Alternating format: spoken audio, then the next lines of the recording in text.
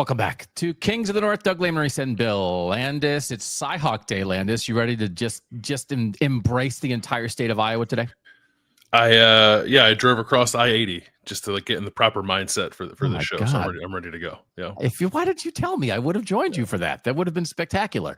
I'm at my daughter's apartment, and Bill says it kind of looks like I'm in a hostage video, but I'm a hostage with great upload speed. So I'll take it. And also the way this is set up, and I think people who listen to this show by now, Bill, work on this show. Everyone knows my ego. And the setup here, I'm at my daughter's desk, and she has like a very large makeup mirror straight in front of me. God.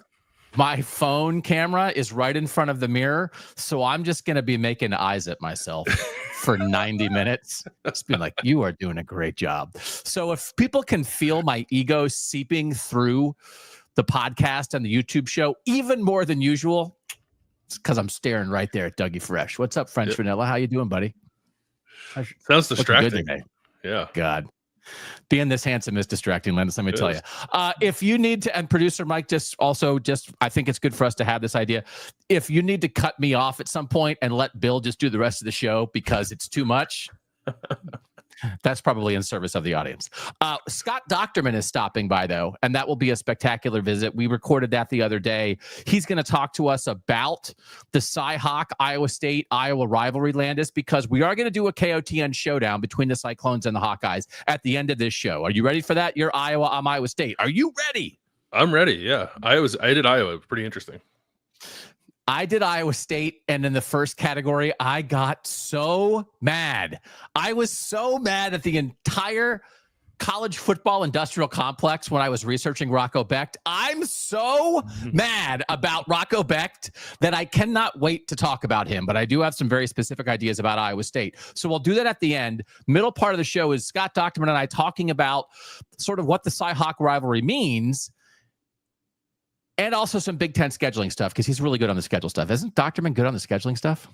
Has the Big Ten employed him yet to just make the schedule himself? Because if they did, they'd be much better off. Oh, my God. I mean, he is an unbiased, hard-hitting reporter, but he knows what's up. And they could listen to him a little bit more on some stuff. They could listen to all of us. Also, I brought my banners. So I don't have anywhere to hang them, but I feel bad. I also could do this for the showdown and just make banner faces.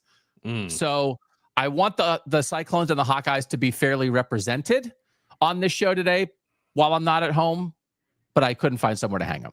So I just wanted people to see the banners. Okay. That's fine. Well, at least we have Mike made you full screen, so we have that for posterity, which is nice. Cut me off for real. We're teetering.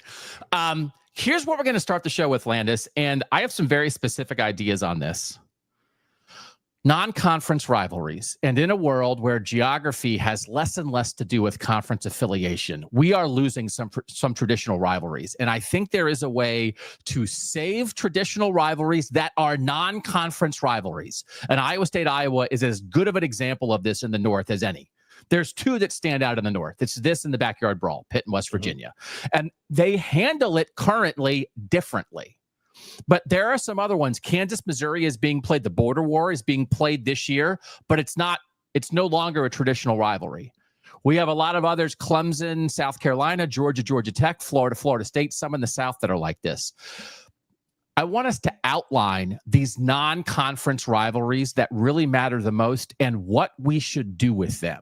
Because, Bill, I do think it is, when it's like, hey, what's Iowa doing every year? It's like, well, I don't know. They're playing Washington and Oregon and Rutgers, right? Like, well, shouldn't they play the team down the road? Yes, Cyhawk is keeping that alive. But also, I do think you give something up with that. How important do you think non-conference, and I have a lot of mileage stats, I think proximity is really valuable here. Again, in a world where proximity matters so much less than who's in your conference anymore. How important do you think some of these non-conference rivalries can be, should be? I think they are important. I hope they remain important. Like I understand that geography does matter less and less in college football, and it's driven by the money that college football makes. And like I'm not naive to any of that, but if there's any way to sort of hold on to a couple kernels here and there of like the regionality of college football, the geographical rivalries of college football. I would very much like to maintain that as best we can. So, and I think like a lot of these games we're going to talk about are probably the best ways to do that.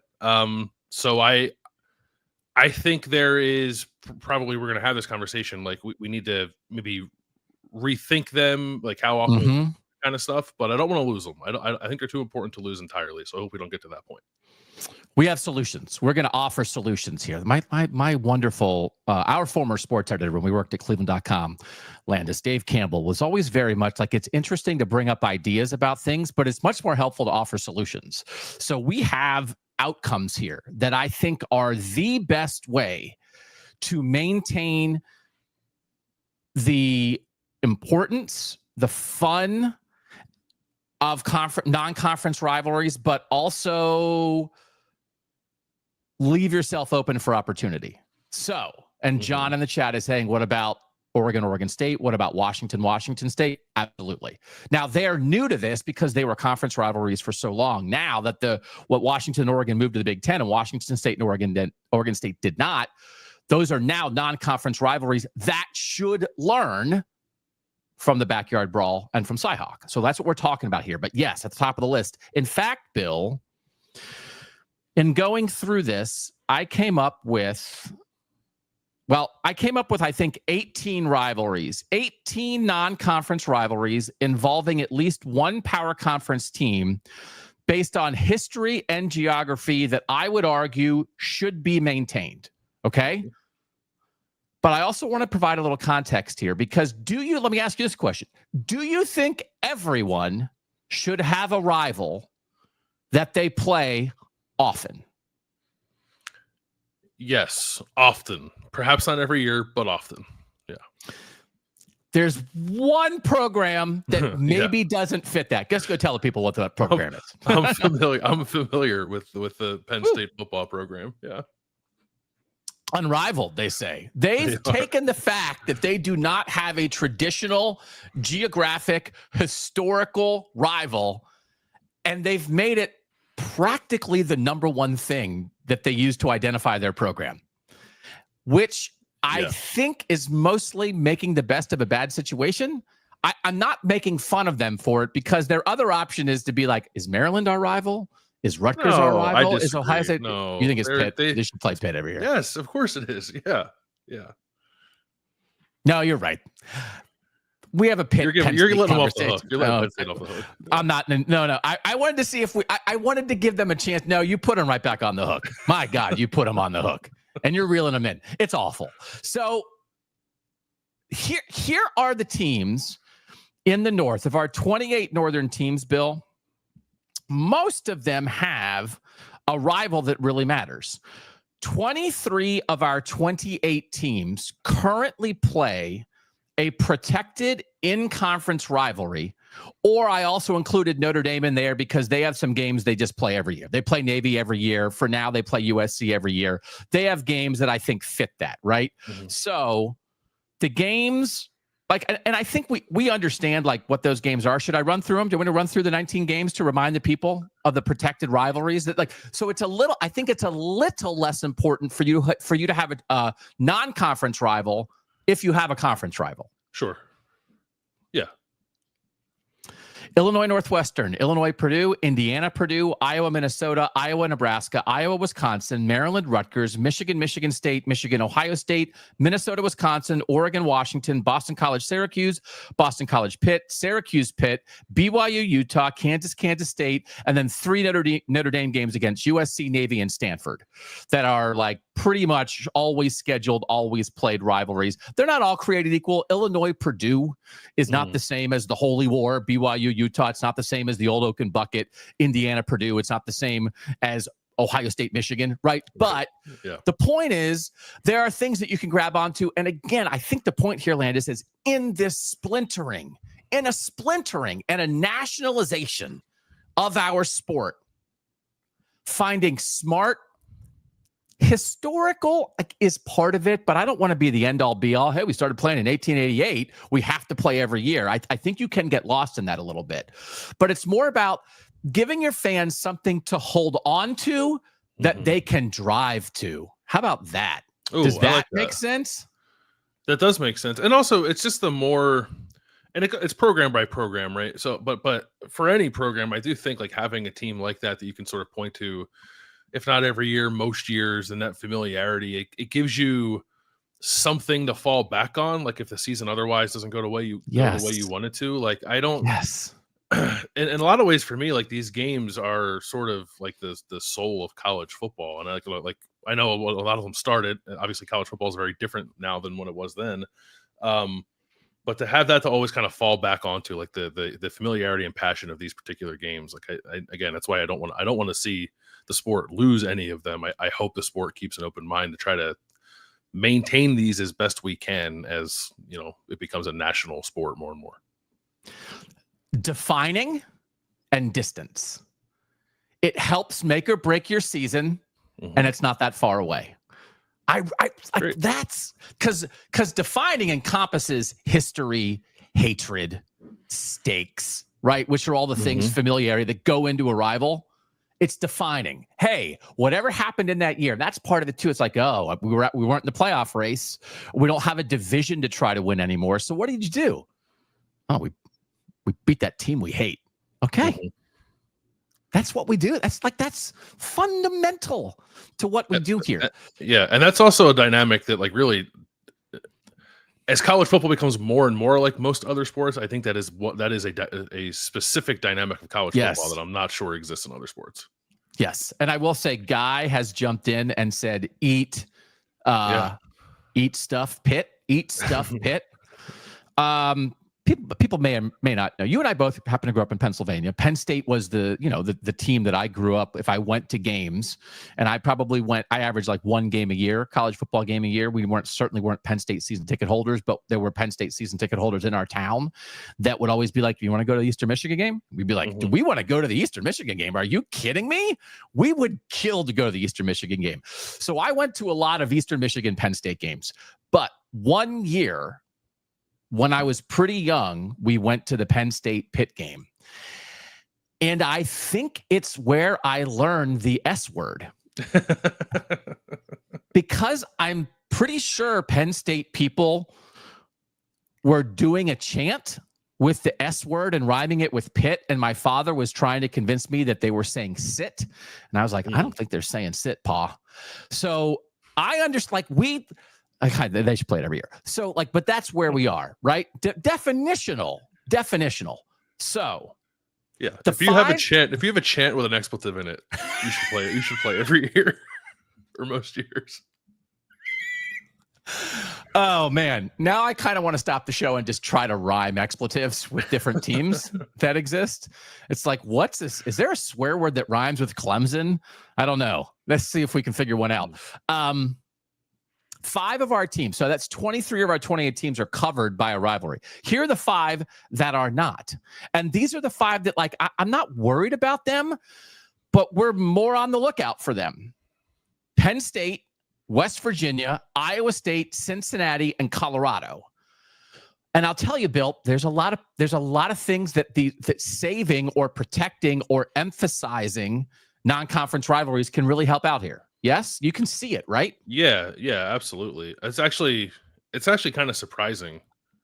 And I get the world has changed around these programs to make it so in some cases, but these are all proud and for different reasons, some of them historic kind of programs, to not have a protected rival for any of them is kind of weird. Right. So it's like in the, and this is one of those, we also have, so by the way, it's rivalry week, Bill. Did you hear it's rivalry week here on Kings of the North? It's rivalry week. Yeah. So one of the things we're going to do on the Wednesday show, because we ran out of room on last Wednesday's show, which was an Ohio State, Oregon, KOTN Showdown, we're going to do 10 new rivalries that we would like to see be protected, be emphasized, be played off, and maybe not even protected. Maybe it's just like the structure of the sport itself, whether it's in the playoff, whether it's conferences being a little smarter with their scheduling, and they're gonna pop up on the Wednesday show. So we're gonna, because again, rivalry, you can't get bogged down in 1911. You have to be open to the realities of the sport. You want to You want to save and protect what's worth saving and embrace the changing world and find great rivalries there. So we're doing both of that today. Okay.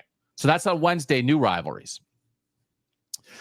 18 rivalries that I came up with that I would say fit the non-conference rivalry structure that are the most important.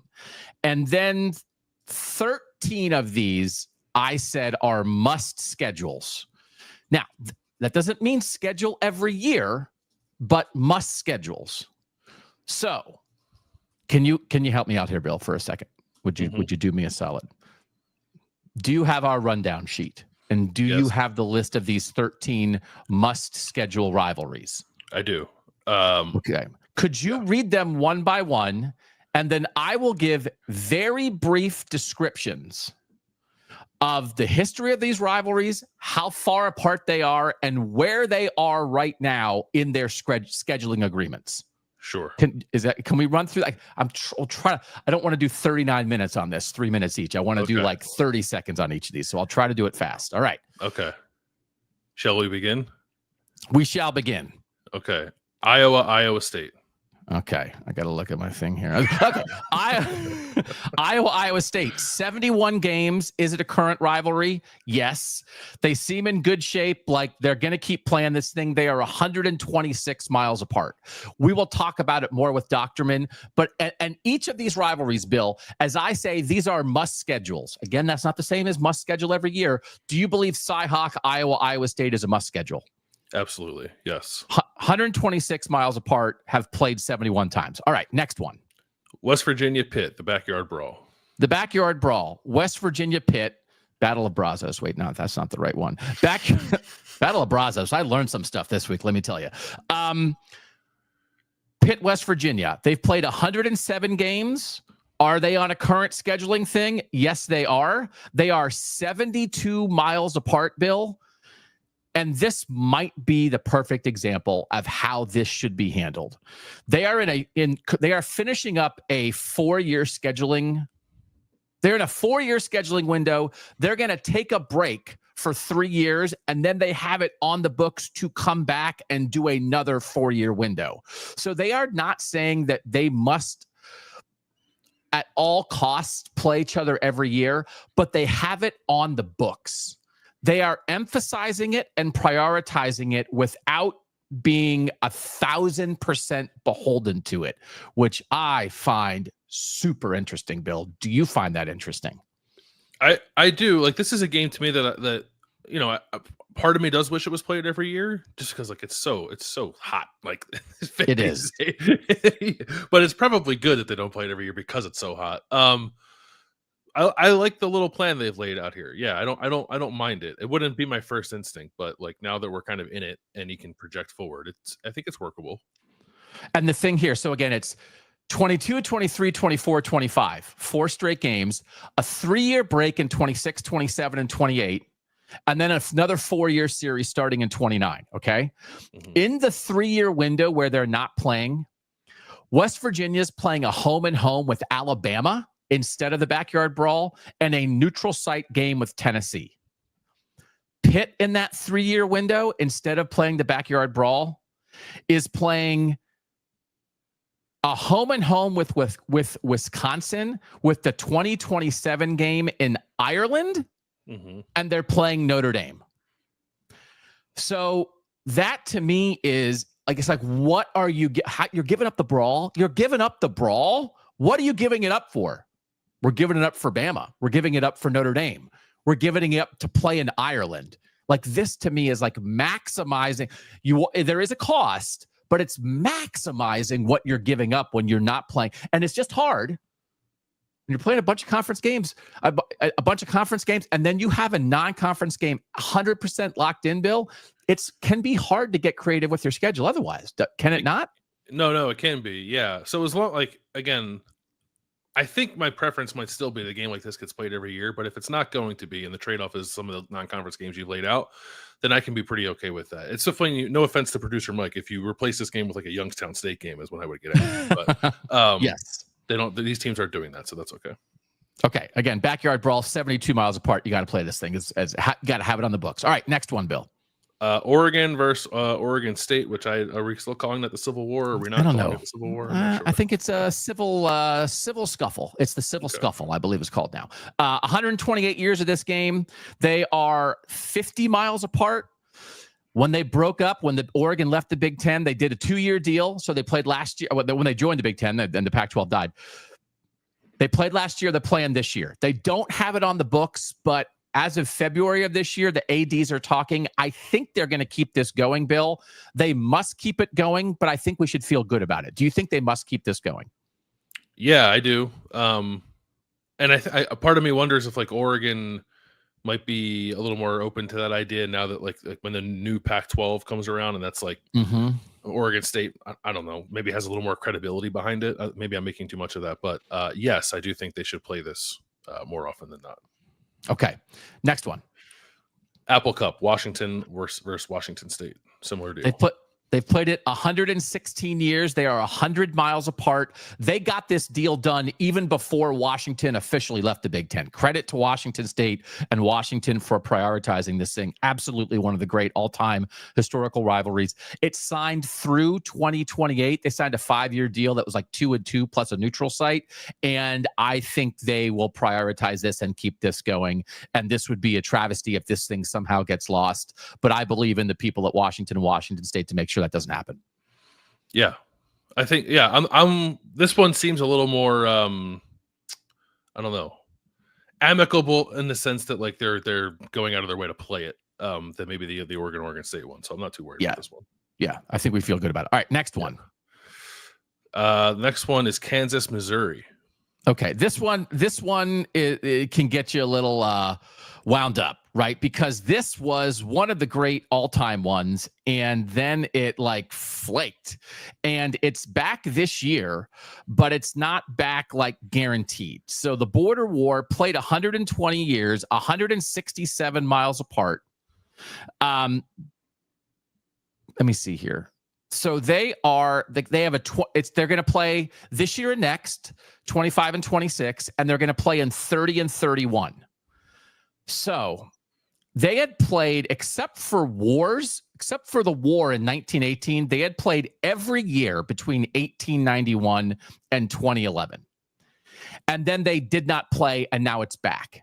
So they announced this 4-game set. They announced it in 2020, and it's starting this year. And the 4-game agreement, it's not consecutive, but it's 25-26, and then it's 30 and 31. And the issue here is that when Missouri left for the SEC, Kansas said, get bent.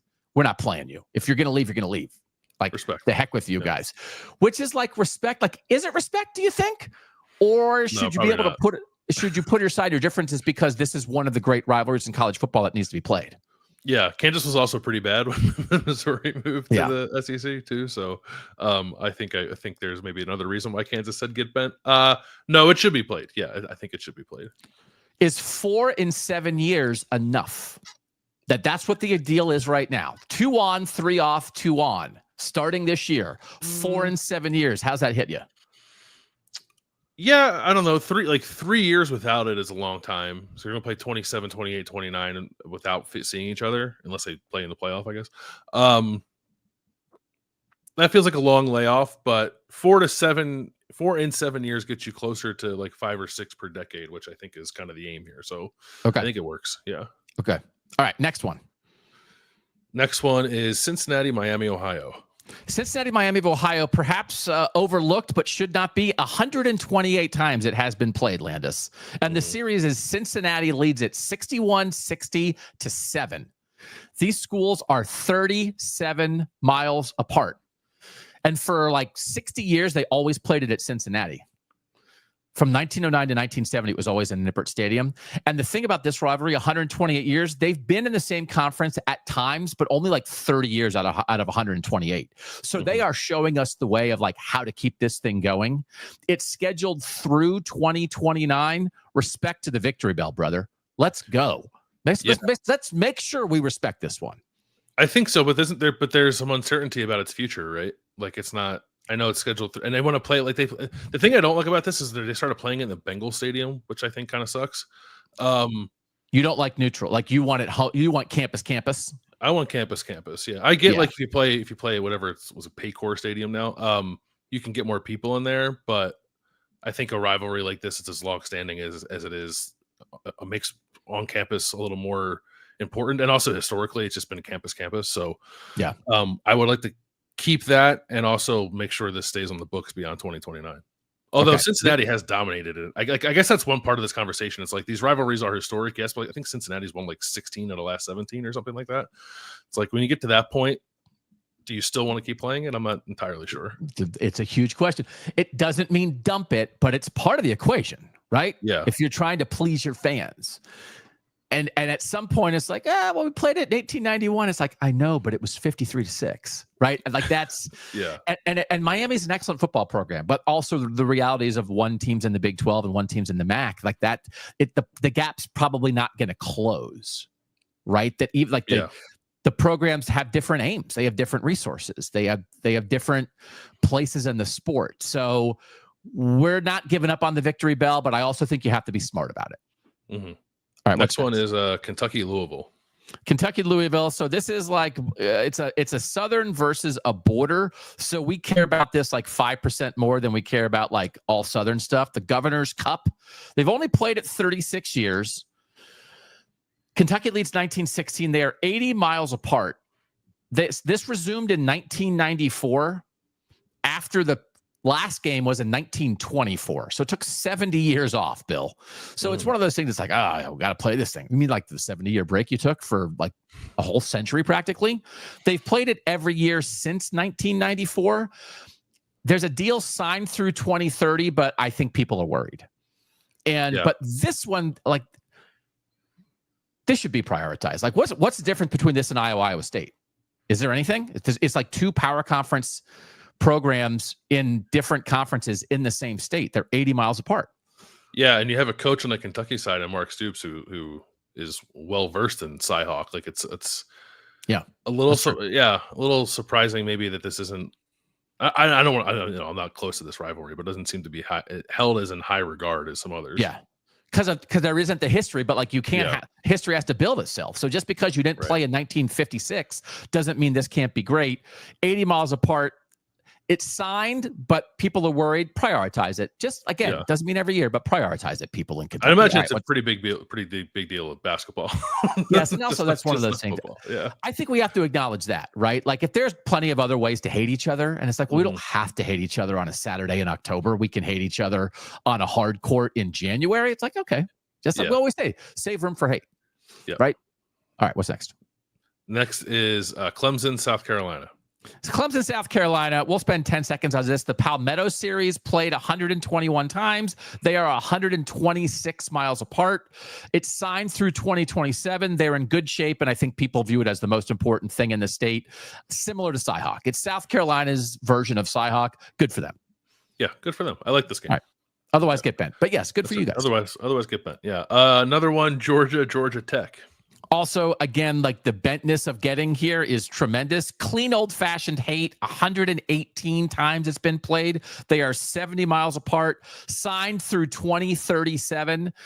I do respect the fact that Georgia is like a big bad SEC program, and Georgia Tech is an ACC program with high academic standards in an urban center. And they're both like, no, we're playing each other every year. What are you talking about? So, like, good for them. They are playing it in Mercedes-Benz this year instead of a Georgia Tech home game. I guess both those things are in Atlanta, so it's not a huge deal. But I also think that if they sprinkle that in enough, that will encourage Georgia to keep playing this thing. They want to think of Mercedes-Benz as like their home away from home, right? So yeah. Also, there's only Bobby Dodd Stadium falling apart. I don't know if it can handle the crowds for that game. So 70 miles apart, you got to play it. Good for those guys. Yeah. Next one is Bedlam, Oklahoma State. So this is ridiculous. This is a little bit like the Kansas Missouri thing, like we're mad at you. 118 years. They are 85 miles apart. They have nothing on the books. Oklahoma bolted for the SEC, and at the moment, this is dead. Mm-hmm. The Oklahoma AD has said they might not play it until sometime in the 2030s. There's nothing on the books. Oklahoma for instance, in the non-conference, they're playing Michigan, start of a home and home with Michigan this year. They have Clemson on the books. They have Nebraska, SMU, Houston, but they don't. Oklahoma doesn't have a fourth game scheduled yet for 26, 27, or 28. Pull your heads out. Play this freaking thing. Like Bedlam can't go away. 118 years. Kansas and Missouri let their anger keep it apart too long. And this is credit, because this is how we operate in the North. Washington State, and Oregon State went through the exact same thing that Bedlam's going through, and they're playing. Nobody said, we're so mad, we're killing our rivalry. In the state of Oklahoma, they're so mad, they've killed the rivalry for now. They have to resuscitate it, but they're a bunch of ding-dong hotheads down there. Yeah, and I know they discussed playing this as like a spring scrimmage, which is like kind of insulting, I think, to the history of the rivalry here. So yeah, get over it and play each other. Get over it and play each other. All right, what's next? SMU TCU. SMU TCU. We got to go at least 15 minutes on this. They call it the Iron Skillet. I didn't know that. It's been played for 103 years. I didn't know that. They're 35 miles apart. 35 miles apart. They've played every year but 7 years since 1915, and they're playing this year, but then it's going to die. There's no contract. And here's the hard thing. I think TCU thinks it's the big dog in this series, and why should we play SMU? And SMU just made the playoff. So but TCU made them also, like, these are two programs that have made the playoff in the last 2 years. That are in the Sonny same Dykes as head coach. That are in the same that are in the same metroplex, right? Yeah. That like, and it's sort of like, why? Well, that Sonny Dykes wasn't the head coach of SMU last year. Sonny Dykes. So no, I'm sorry. Yeah. Sonny Dykes was at SMU and then went to TCU. And then went to TCU. Yeah. So he wasn't, but my bad. But it's like it's like, oh, TCU's too good. I think the vibe here is TCU's too good to play SMU. SMU just made the playoff. Mm-hmm. So also, like, you've played the Iron Skillet for 103 years and every year but 7 since 1915. Please figure something out. Like, don't be idiots. Don't be freaking idiots to your fans. It's Texas fans. It's not our main concern. Don't you owe something? Don't be idiots to your fans when you've played it for 100 years and you're 35 miles apart. I think so. Yeah. I'm assuming the fan bases want it, which, like, I would imagine they do. Yeah. And doesn't be every year. All right. What's next? Iron Skillet. It was the Iron Skillet. Iron Skillet. Florida State. Yeah, this is in the South. Florida State. They call it the Big Juicer. No, wait, where is it? What do they call it? The Sunshine Showdown. 68 years they've played it. It's signed through 26. It seems fine, but people are kind of wondering about it. 148 miles apart. It seems important, right? I would think so. Yeah. Okay. Worried it's not going to happen? That'd be kind of, Yeah, it'd be weird. But okay, what's next? Last one we have here is Houston versus Rice. Did you know this was called the Bayou Buckeye Classic? No, that's not right. I think I spell checked myself into oblivion there. Bayou Bucket? What could the word buck start with? Bayou Buckeye. How'd Ohio State work? They really are everywhere. Will you look it up? What's this actually called? The Bayou what? The Bayou Buckshot Classic? The Bayou Go Buck Yourself Classic? What is this? I'm not seeing any name for this rivalry. AI made up the name of this rivalry. It's Rice and Houston. They've played it 46 times. AI claims it is the Bayou Bucket Classic. Okay. A trophy awarded to the winner is the Bayou Bucket. The Bayou Bucket. Can I just tell you this? I thought the Bayou was in Louisiana. It's nonsensical. It's not that historical. The campuses are 5 miles apart. That's why this is on this list. Yeah. You could walk to the campuses. So they played every year from 1981 to 1995. Then they stopped. Then they started again. They're playing this year. It's canceled after this year. They had games on the books for 26 and 27, and they canceled them last August. So I don't know. But if you're Rice and Houston and you're trying to matter at all, if you're trying to matter at all, play the team that's 5 miles away from you a decent amount of the time. For real, don't be stupid. Okay. All right. What did you think of those 13, Landis? Do they all feel like they There's should the be? Bayou bucket. Let's get a picture of the Bayou bucket. Wait. Oh, where? It's on the screen. What? Stop looking at yourself in the mirror and look on the screen. Got it. I was doing my hair for a second. Is that it is a bucket. Oh, okay. Look, is that Ethan Onyeonwa? Is that the new Ohio State left tackle holding up the Bayou bucket? It could be. I just grabbed the number one picture that came up on Google. Landis, is that him? I think it's him. No, I don't think he was 73. I think he was 78. Okay. Well, we can AI that too. So anyway, I mean, we're here. We're here to save the Bayou Buckeye Bucket Classic. So good luck to all the people at Rice and Houston. If you want to matter at all, play a rivalry. All right. To run through this quick, there are 5, Landis, that did not quite. First of all, those 13. Do you believe all those 13 should be prioritized and on the books to be played on a somewhat regular basis? Yeah, I must be honest. I don't care too much about Houston versus Rice, but otherwise, yeah. Okay, there are 5 that I counted originally. Like I came up with 18, and then these 5 did not quite make the level of like must schedules. Mm-hmm. Purdue, Notre Dame, Colorado State, South Florida, Central Florida, Texas A&M, Baylor, and LSU, Tulane. Anything grabbing you there? What's the history of Colorado State? Do you have that in your spreadsheet? Let me see if I do. The Rocky Mountain Showdown has been played 93 years. They are 65 miles apart. It was played every year between 1995 and 2019. It was also played every year between 1906 and 1958. They have a pretty good agreement that I think you can learn from. They have a deal to play 6 and 10. Yeah.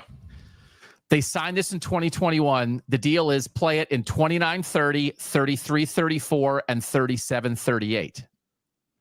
So, and they played it in 23-24, and then it's a 4-year break until they play again.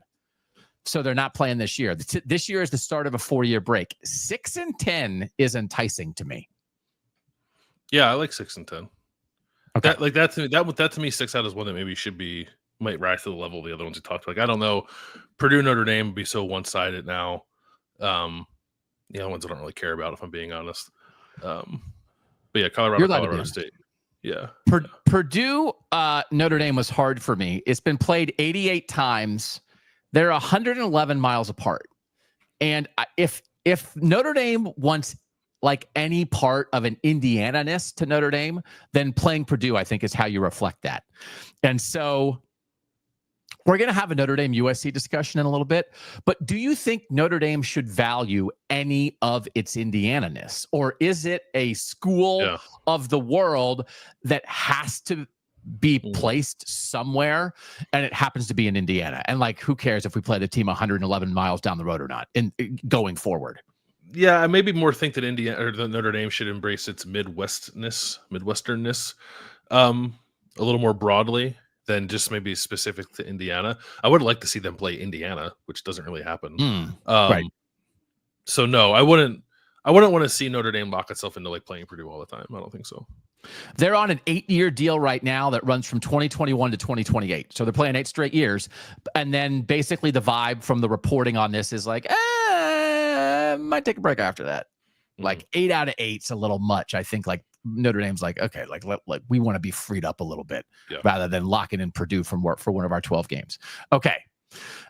Those are the 18 non-conference rivalries across the sport that rose to a level of really being considered to me.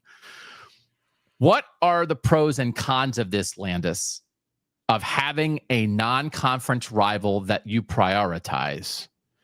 And what is the ideal solution for, I would say, whether you want to talk about these 18 rivalries or the 13 that we separated?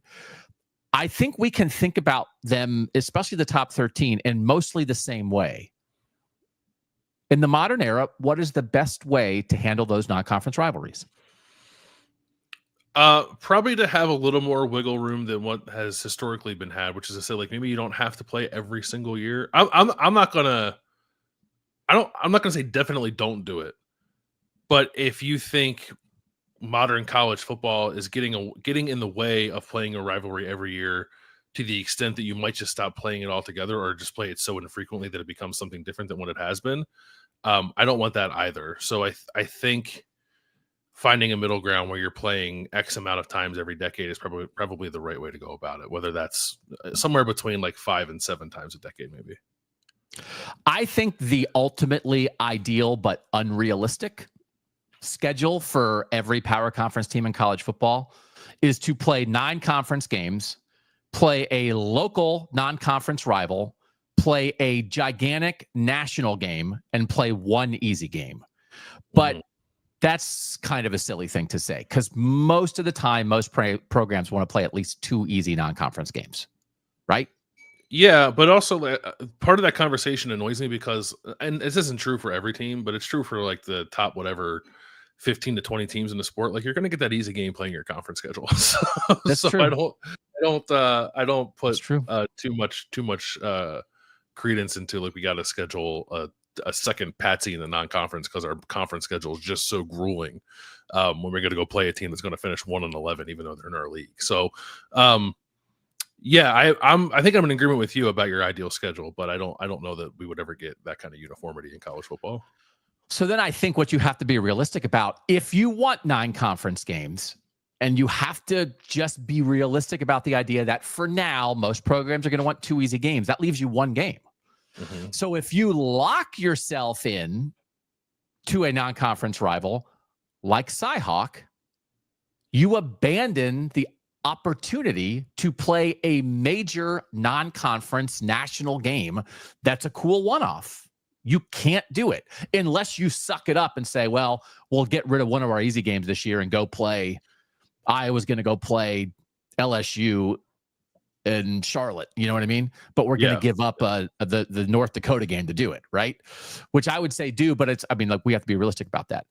So I actually think the solution is somewhere between 5 and 8 in a decade. 5, 6, 7, 8 out of 10. But the key to me is have it on the books. You always have it on the books. Nobody's ever worried about it going away. And if you want to, I think you could fall into it. We play it every other year. So it's like we're going to play you in 25. We're going to play a national non-conference game in 26. We're going to play you in 27. And if you want to play it 5 out of 10 and do it that way, I think that's a banger. If you want to play it 6 out of 10 and play 2 on, 2 off, great. If you want to play it 8 out of 10 and then just give yourself a little window to say, hey, we're going to schedule a cool Brawl showing us the way in a lot of ways on this, Landis. Like a 4-year, like what I already outlined, 4 on, 3 off, 4 on, and the 3-year window in between, you're really doing some cool stuff. And then you know it's on the books. And then when you get back to the start of the first game of that new 4-year cycle again, people can't wait they'd be ravenous to hang together. I actually think that's better than play every year.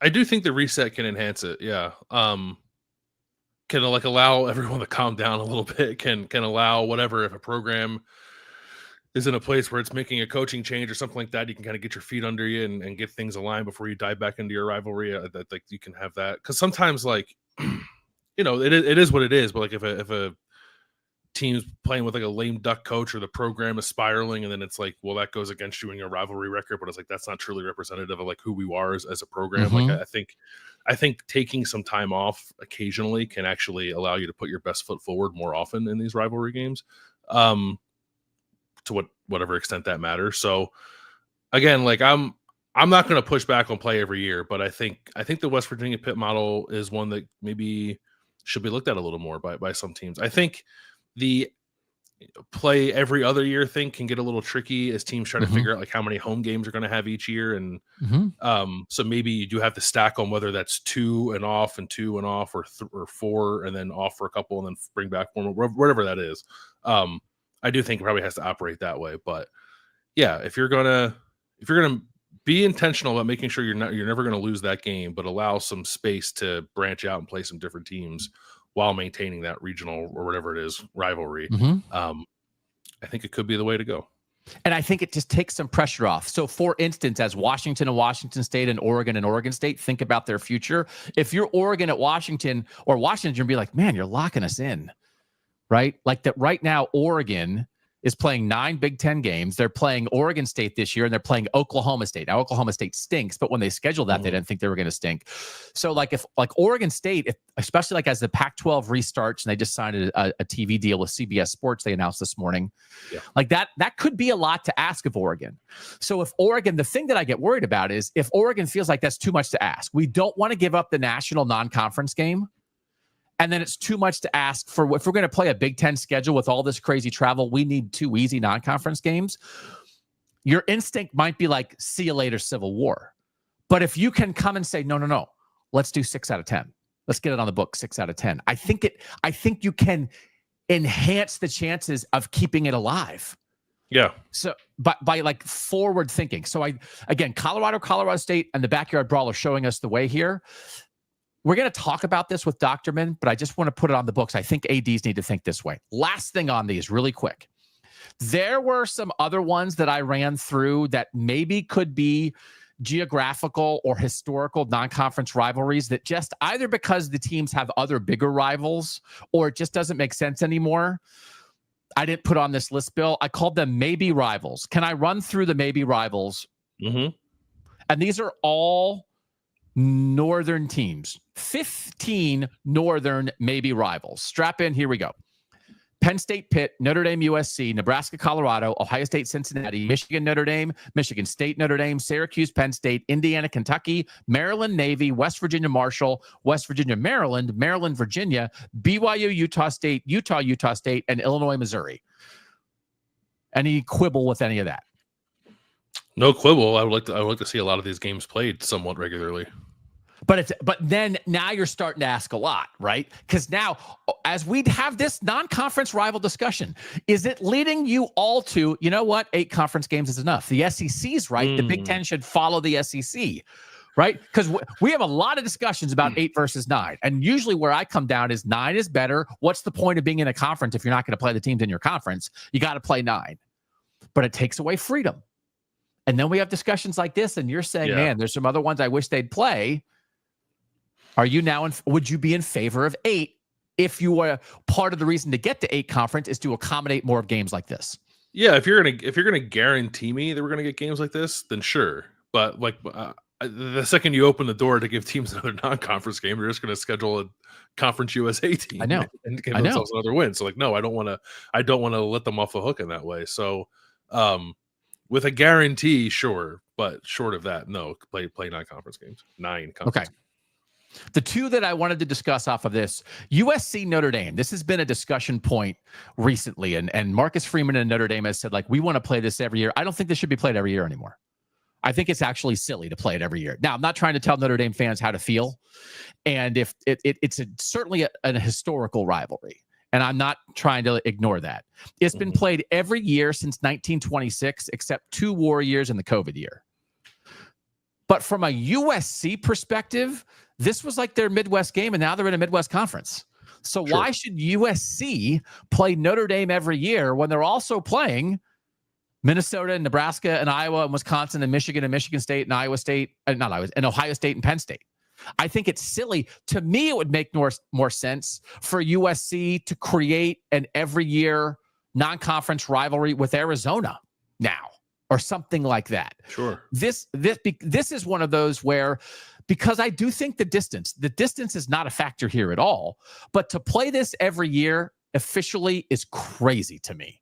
And Notre Dame doesn't need it. Notre Dame is all over the place and all over the world.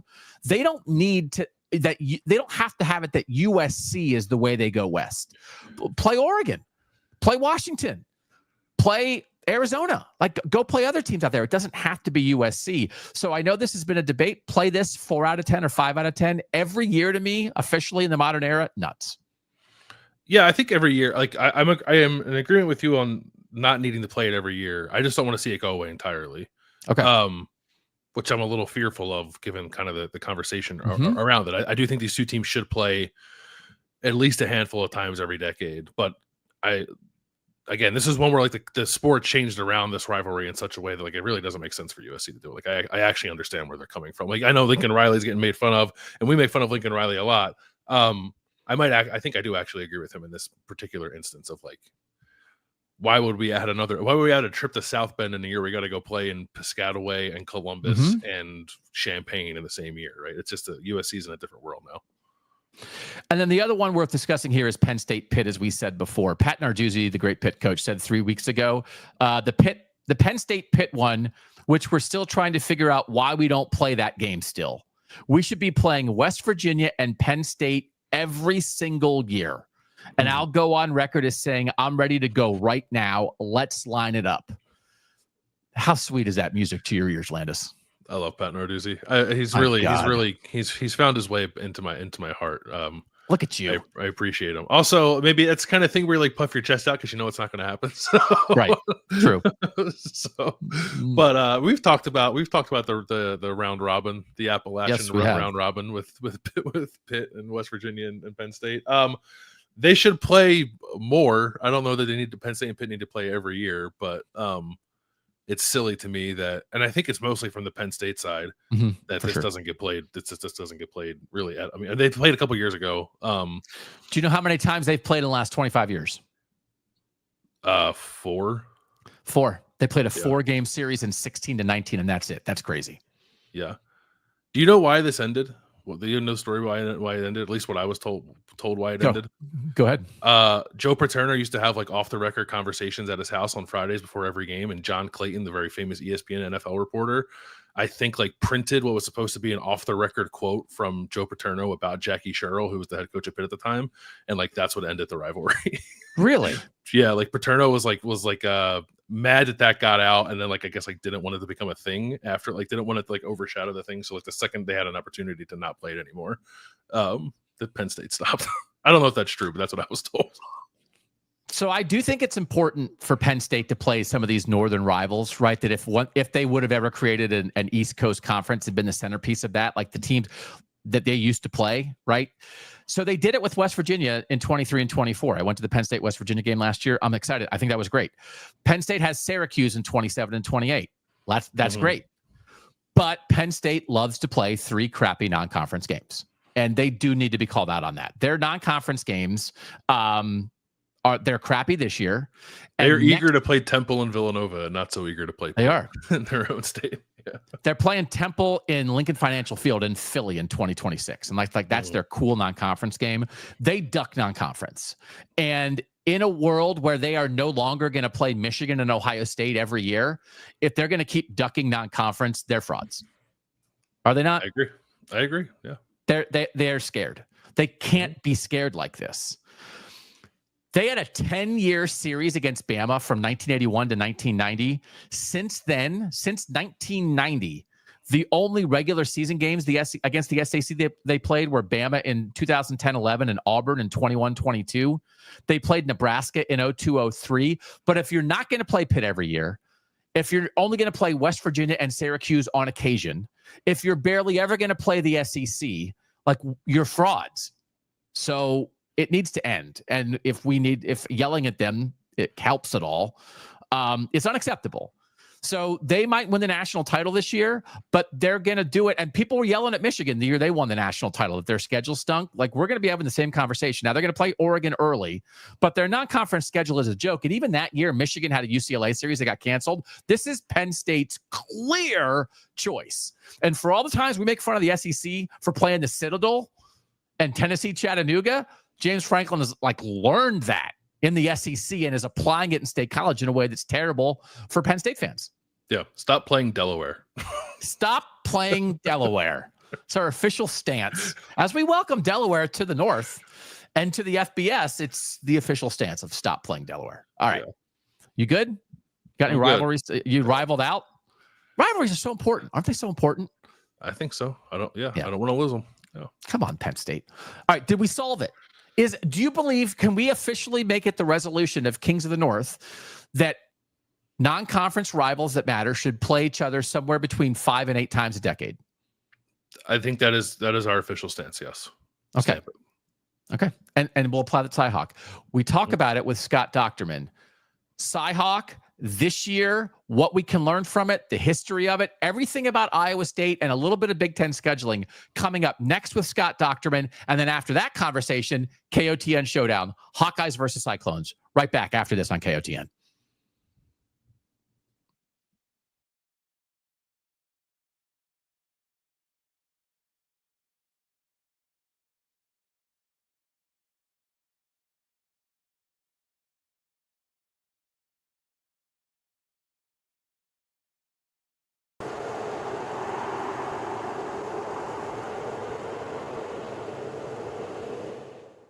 Joined now by Scott Docterman, outstanding college football reporter and writer from The Athletic. Scott, thanks for being here on KOTN. Hey, I'm glad to be with you, Doug. I hope your summer's going well. It is fantastic. We're talking ball, too much ball, we call it here on KOTN, Scott. Every show we do, we run out of time because there's too much ball to talk about.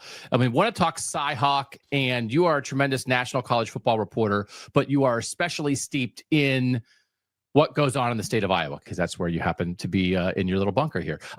Scott, how important would you say the Cy-Hawk rivalry is to the programs of Iowa and Iowa State, to the fan bases of Iowa and Iowa State? They've been playing it every year since 1977. What does it mean? It's a really important day to the state of Iowa. It's often called the state Super Bowl. And you know, you're looking at a state that doesn't have any professional teams. You have two programs that competed annually in since 77, take away the COVID year. It was a big issue when it got together to begin with, because Iowa refused to play Iowa State until the 70s, and ultimately their outgoing AD decided, yeah, all right, we're going to sign a 4-year contract with 2-year contract with Iowa State, and then expand it by 4 years.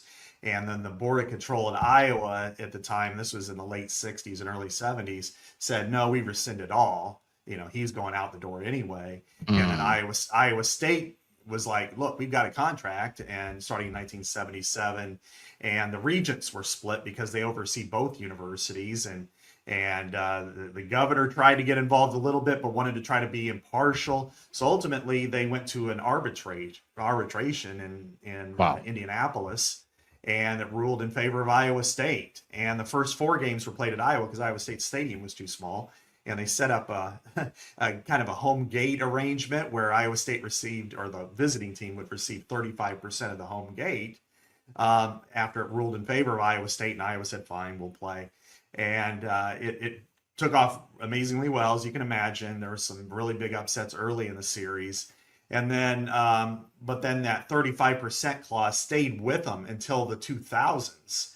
And Iowa Stadium is still bigger, but it was much bigger at that time than Iowa State's. And then Iowa State kind of played funny math with it. When Jamie Pollard was there, instead of taking 35% of a home game, or in this case, actually it would have been 20% at that time for a home game, and give it to the visitor, he ended up saying, well, it's 20% of an average home gate.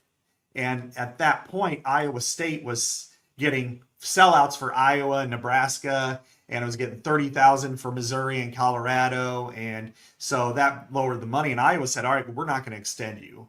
And so then they eventually got rid of the gate shared agreement and stuff. But that was one of many issues that they've had over the years. But I would say, to the fan bases, it's considered the state Super Bowl. I would say with Iowa State, because they really don't have any natural rivalries historically. Kansas State comes close, and I think it is a really good, and the Farmageddon series has really taken off as being a really important one in the Big 12. That'd probably be the next one. But Iowa has what you could consider 4 elite rivals. I mean, all of them on a kind of an equal plane. Iowa State being the non-conference one, Minnesota being its oldest. They play for the greatest trophy. The most competitive ones, Wisconsin, that's very close. They're only 2.5 hours apart. And Nebraska, Iowa has really grown in equity as being, 2 fan bases that just cannot stand each other, that have really grown. And then the other Big Ten ones, there've been some really good ones with Illinois, Northwestern, Purdue over time. Michigan State, Iowa has been up and down, and even some really good games with Michigan and Ohio State, and especially Penn State over the years. So for Iowa, it is a huge game once a year. In central Iowa, close to where Iowa State's located in the Des Moines area, it's the biggest game of the year, no question. For eastern Iowa, it's part of it. But big picture, it is a very, very important series, no question. So, of course, you have great knowledge of again, sort of the machinations of, oh, well, if you do that, then maybe we won't sign it again. And then I didn't know the detail of what it took to get this thing back in 77, because as you said, they hadn't played since the 40s. So much has changed in college football. There are very, very few things that I think we can say these days that are a guarantee. They're like, no matter what, well, you're going to do that. Because as soon as you say that, everything changes. And we've seen so many other rivalries go away. You know, BYU, Utah went away for a little bit. Now it's back that they're back in the Big 12. And Texas A&M went away. And Kansas, Missouri, they're playing this year, but that's no longer an annual rivalry. And so I don't know that you can, there are very few things that they're going to play this thing to the end of time. Is Iowa State on the list of they'll play this thing to the end of time? Or could you ever envision a day where, because of circumstance and logistics and conference realignment and who knows what, Iowa and Iowa State don't play every year? Maybe because they get mad at each other and somebody says, the heck with this? Or maybe they just want to seize other opportunities and take a little break, and they come back, but they ease off on the every year thing for a little while. Or is this set in stone? You've got to play Cy-Hawk every season. It's got a contract through 2027, and I would say it's not set in stone. It's probable they like the series. Probably the biggest advocate for it, strangely, and it's been very competitive when he's been head coach, is Kirk Ferentz. He's been very proactive in maintaining this. He thinks it's an important series for the state, and it is. One of the aspects is about 25 to 30,000 extra people go to these games and tailgate. So if there's 70,000 at Kinnick, there's 100,000, hanging out in the parking lots and what have you. So they understand and how important it is. However, we know with the way conference alignment has changed, the potential for an SEC Big Ten challenge, maybe they go to 10 games at some point in the Big Ten. Maybe the Big 12 expands and changes the dynamics there. All of that makes it to where I think it's 80% likely it continues. Okay. Because if the Big Ten says, look, we want everybody playing an SEC opponent every single year, this one's going to the curb. Iowa's not going to say we're going to play 11 power conference opponents every year unless there's some sort of the Big Ten gets automatically 4 qualifiers into the playoff, but even then you're asking a lot out of your players and especially for a program like Iowa. So I think it's an important series, one that likely will continue, but they're kind of and there were a couple other incidents like I mentioned before, but then also the middle part of the last decade, Iowa had an opportunity to play, I think it was Notre Dame in Chicago. And there was a lot of discussion about that. And Iowa would love to play Notre Dame. They used to play every year. It was Iowa's last game until the late 60s. From World War II through 68 or so, they played last every year for Iowa, and would love to play that game. And I think Notre Dame would too. But it was going to cause Iowa to have to shift off Iowa State for a couple years, and Iowa State wasn't really in with that. Okay. And then the other aspect that I would say is that before Matt Campbell got there, Iowa State was not real competitive. They played Iowa pretty tough, but then they were 2-10, they were 3-9. Iowa wasn't getting a lot of juice out of that series. It was truly at that point, you didn't. It was no win situation. Now that Matt Campbell's there, it's completely different. I mean, they're looking pretty eye to eye in a lot of situations. So I would say, if the competitive dynamic ever changed, then that's maybe something that would be reevaluated. So again, we know how great, as you said, Farmageddon is. We're so excited for the Ireland opener between Kansas State and Iowa State this year. And I initially, when the Big Ten came out with their protected rivalries, I was sort of like, why is Iowa get 3 protected rivalries in this thing? And then it was like, well, when you're losing so much, having regular season games that really mean something is such a gift, right? And if Iowa happens to have 3 in-conference rivalries that are that important, I completely changed my thinking on that. I went 180 from initially like, why does Iowa get 3? Why are they so special? To absolutely protect Iowa, Nebraska, Iowa, Minnesota, and Iowa, Wisconsin. This makes total sense. So if they didn't play, those schools would still have some very good things in conference that mean something historically. So let me switch the question then. Do these schools lose anything by having this be their big non-conference game every year? Because as they said, we can ask schools to say, well, just play 11 or 12 bangers. You don't have to play 2 MAC teams. It's just not reality, right? And so I want to ask you in the form of a question. I'm not here to try to stump you, because I do think you are one of the great historians of college football at the moment. Do you know the last time that Iowa and Iowa State each played a regular season SEC game against an SEC opponent in the regular season, which I would say, like, this is what you're giving up, the opportunity to play a game like that? I can't remember. I don't think any of them they have any time. I was guessing. I'm not here to show you up and try to stump you, Scott Dochterman. But boom, I got you. 1987, Iowa, Tennessee. Tennessee, okay. 1985, Iowa State, Vanderbilt. All right. So, do you think Iowa fans, if you said, hey, we're going to take a 2-year Cyhawk break, and Iowa fans, we're going to play at home and home with LSU, and Iowa State fans, we're going to play a home and home with Ole Miss, and then we'll be back in 2 years, would the fans be into that? And is there something that the programs or fans are missing by just not having that at all be part of their regular season college football experience, the national non-conference game? Okay. First, I want to say that was in New York when they played Tennessee. It was the kickoff classic, so it wasn't on the road. So come on, I was sitting there thinking of going to the swamp or something like that. But you de-stumped me. Yeah, that's good. But I would say 50% of Iowa fans would be totally down with that. In fact, there is a vocal minority that want to do away with it because they feel like Iowa State brings nothing to the table, which, of course, when you look in the last, especially since the Matt Campbell era, is laughable because they won 11 games last year. They were in the Big 12 championship. They've got value as a program, and they've been ranked, and they've won major bowls. That is an important series that way. So I kind of laugh at those people, especially now with Matt Campbell. However, the variety is a piece that people have really missed here. And I'll say, especially going before the Big Ten expanded to the West Coast, I kind of laughed and I compared, like, when you see Wisconsin, well, they're going to play Notre Dame at Lambeau, and they're going to play in Soldier, and Nebraska is going to play Oregon, and they're going to play all these, Miami and all these other teams. And Wisconsin's going to Tuscaloosa this year, man. Wisconsin's going down in the belly of the beast. Exactly. And they played these neutral site games in Houston and all this other stuff. And I always said, Iowa has its 9-game schedule plus Iowa State, and it's like Charlie Brown on The Great Pumpkin. It's like, I got to rock. That's Iowa fans when it comes to their non-conference. It's like, we play the same teams every year.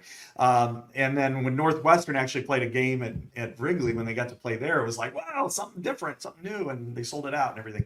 I think that would be okay with Iowa fans to say, let's cycle off 2 years on, 2 years off, something like that. I think Iowa State fans would be more reluctant. And it's not that they necessarily think of it's because of the limited number of rivals and the amount of exits in the Big 12 conference. I mean, they were border foes. They played Nebraska and Missouri for 100+ times. They're gone. You're not playing the Texas or Texas A&M. You're not, you got Colorado coming back, but that's still kind of far. Kansas and Kansas State are their only true traditional foes that they play every year. And so this is one game that really matters. Like, it'd be like if Iowa, you're taking off, okay, you're going to still play Iowa State and Nebraska, but you're not going to play Minnesota and Wisconsin, and you're not going to play Northwestern. That'd be the kind of the flip. It's like, yeah, but do we really want to lose Iowa State then if we only got that? So that's kind of how I would see that it's something to be treasured from that regard. Okay. So how good is Cyhawk right now? As good as it's been in recent years, and we know Big Noon is coming in week 2, and they are going to blow that thing out. What are the vibes around that? And I mean, I do think I think it's like the most interesting Northern game like this of a non-conference geographic rival that is played every year. And the idea here is like, what can we learn from it? And I think the idea is that there is something great by maintaining it, and there is something that you give up by maintaining it. But also, we're talking about it right now, almost at a peak. Like, is this the peak of Cyhawk right now, with Iowa State coming off its first 11-win season ever, and Iowa's got a really interesting quarterback that people are excited about, and they continue to be a great program? How good is this game going to be, you think? And the hype for it coming into it? It's going to be pretty high. And I would say next to 2021, probably the highest it's ever been. That year, they Okay. were both in the top 10. Iowa was 10th, and Iowa State was 9. They had Brock Purdy and Brees Hall. And they'd won the Fiesta Bowl the year before. They didn't play in the COVID year, and by the end of the COVID year, they won the Fiesta Bowl. Iowa didn't get to go to a bowl game, but by the end of Iowa's last 6 games, they won by an average of 22 points per game, and really looked to be, if they were playing Ohio State and Indy instead of Northwestern, that would have been a really tough game for Ohio State, I think, at that point. Mm-hmm. So I think going into this year, it's going to be kind of at a fever pitch because they combined for 19 wins last year. Iowa was, as they've been, a really good defensive team, a much better running team than they've been in a long time. Mm-hmm. And now they're bringing in a quarterback that's legit, somebody that they haven't had in 10 years since CJ Beathard was there. So I think that it's always hyped, but I think it's going to have a little more juice than it's had since game day was there in 21 and 19. So, and usually these are close. And I'll tell you this, the most fascinating aspect of, and this is the most interesting and unique aspect of this whole series compared to the others, is out of the last 13 games, the visitor has won 11. So wow. Iowa State has not beaten Iowa at home since 2011. I mean, wow. That's pretty impressive. Okay. So you are also, I think, a great schedule expert in college football. Do you think that this idea of a Big Ten SEC non-conference challenge where they line up and play each other should happen, will happen? And then I have said, and I understand like the 9-game, the SEC can cram it on the 9-game stuff. They got to get to 9. But if the Big Ten and the SEC would do that, I think the next day, the Big 12 and the ACC should say, okay, well, we're doing that too. We're going to do that against each other. Do you think that makes sense? What do you think of the idea of like a non-conference challenge like that? Awesome. I mean, if you're telling me that, let's take SEC Big Ten. I mean, if you're telling me that, hey, there's going to be, 16 games between those two leagues every year, and you're lining it up. I mean, first of all, Ohio State, Alabama, or Ohio State, Georgia, Mm-hmm. Michigan, LSU, you go down the list of blue blood versus blue blood, and then really interesting programs like a Wisconsin going to Arkansas or Nebraska Mm-hmm. playing Florida. I mean, on and on. It's even if you get all the way down to the bottom of it and say, oh, Indiana versus Kentucky. That's pretty damn cool for the regions. I think it's off the charts, and it would just make the non-conference season sing. You would just be, we would all be in love with it. And I think the Big 12 and ACC should do the similar thing, as you said. In fact, I may be a little more radical in what I would do if I was the Big 12 and ACC. And you want to bring a little European soccer to this. I mean, if you wanted to kind of create a football association and then have relegation just for football, not for the other sports. They're fine in the other sports. They're great, in fact, in the other sports.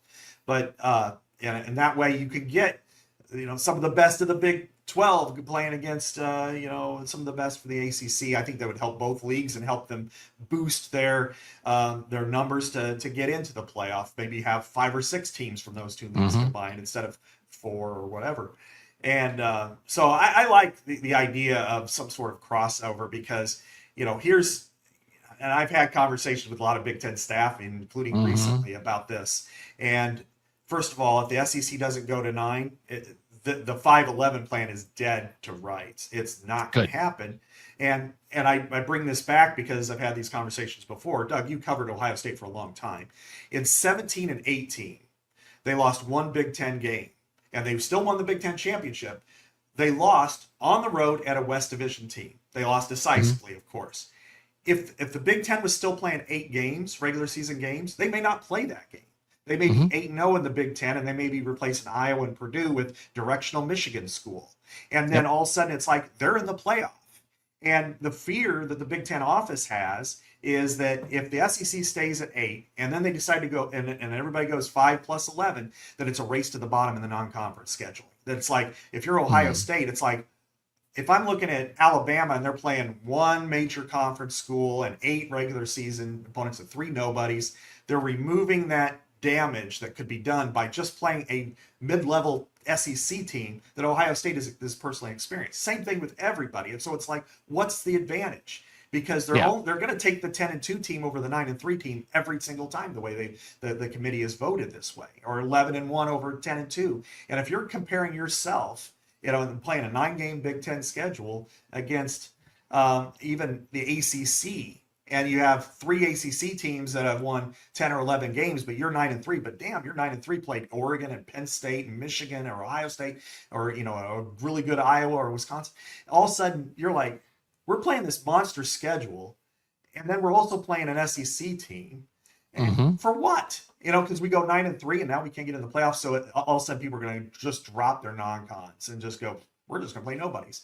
That's their fear. That's why they like the idea of protecting 4 teams, for instance, from the Big Ten and SEC. And I studied this pretty extensively and wrote about it a few weeks ago, Doug, that if the Big Ten would have went to a protected 4 that got in, and or the 5+11 plan over the last 4 years, they'd actually lose a couple of teams if they went to the 4+ plan. Just 2, but still, they're way down at the bottom. However, the 4 plan, the way they like it is, for a couple of reasons, is it allows them to pick who's going to be good. Because, like, take Indiana last year. Now, I'm an Indiana stan from last year. I saw them kill Nebraska, and I'm like, no other team in the country played both championship finalists from 2023 and 2024 in the same season. So kind of get off this Indiana hatred here. They played Michigan and Washington. They played Ohio State and Notre Dame. But they were 8-1, largely with a so schedule, not of their own making, but it's happened. Versus Illinois, let's say they were 6-3. They lost a tough one at Penn State, came kind of down to the end. They got blown out by Oregon, and then they lost a tough one at home to an 8-win Minnesota team. They're 9-3. Who's better? Well, we don't really know, because one schedule is so much easier than the other, by the final results. We'll let them play, and then the winner gets in. So that way, because you look at Michigan's schedule this year, Doug, it is the easiest until the final week. I mean, everybody is pretty much, like Wisconsin and USC sound tough, but that's shallow. Look at what they've done. So if they're 8-1, are they better than, I'll just throw it out there, Iowa, who plays Indiana, who plays Oregon, who plays Penn State, who plus plays on the road at Nebraska and Wisconsin and teams like that? I don't know. And so let them play to figure it out, because the schedules are so imbalanced now. So there's a long way of me talking about this, but I'm saying that it's going to change. Everything's contentious right now. Yeah, and I wish it.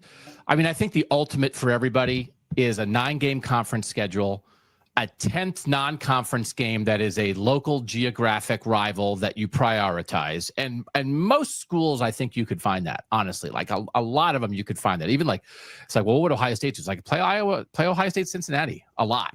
And maybe not every year, but like you could find them. Play a national non-conference game, which would be probably this SEC Big Ten or the ACC Big 12 showdown, and then one bye game. One lower level game where you're playing I think that's the ultimate schedule. I think that's also probably a fantasy, because teams want guaranteed wins. The lower level schools want the paydays to go lose those games most of the time, or take a shot at a huge upset. So that might be a fantasy.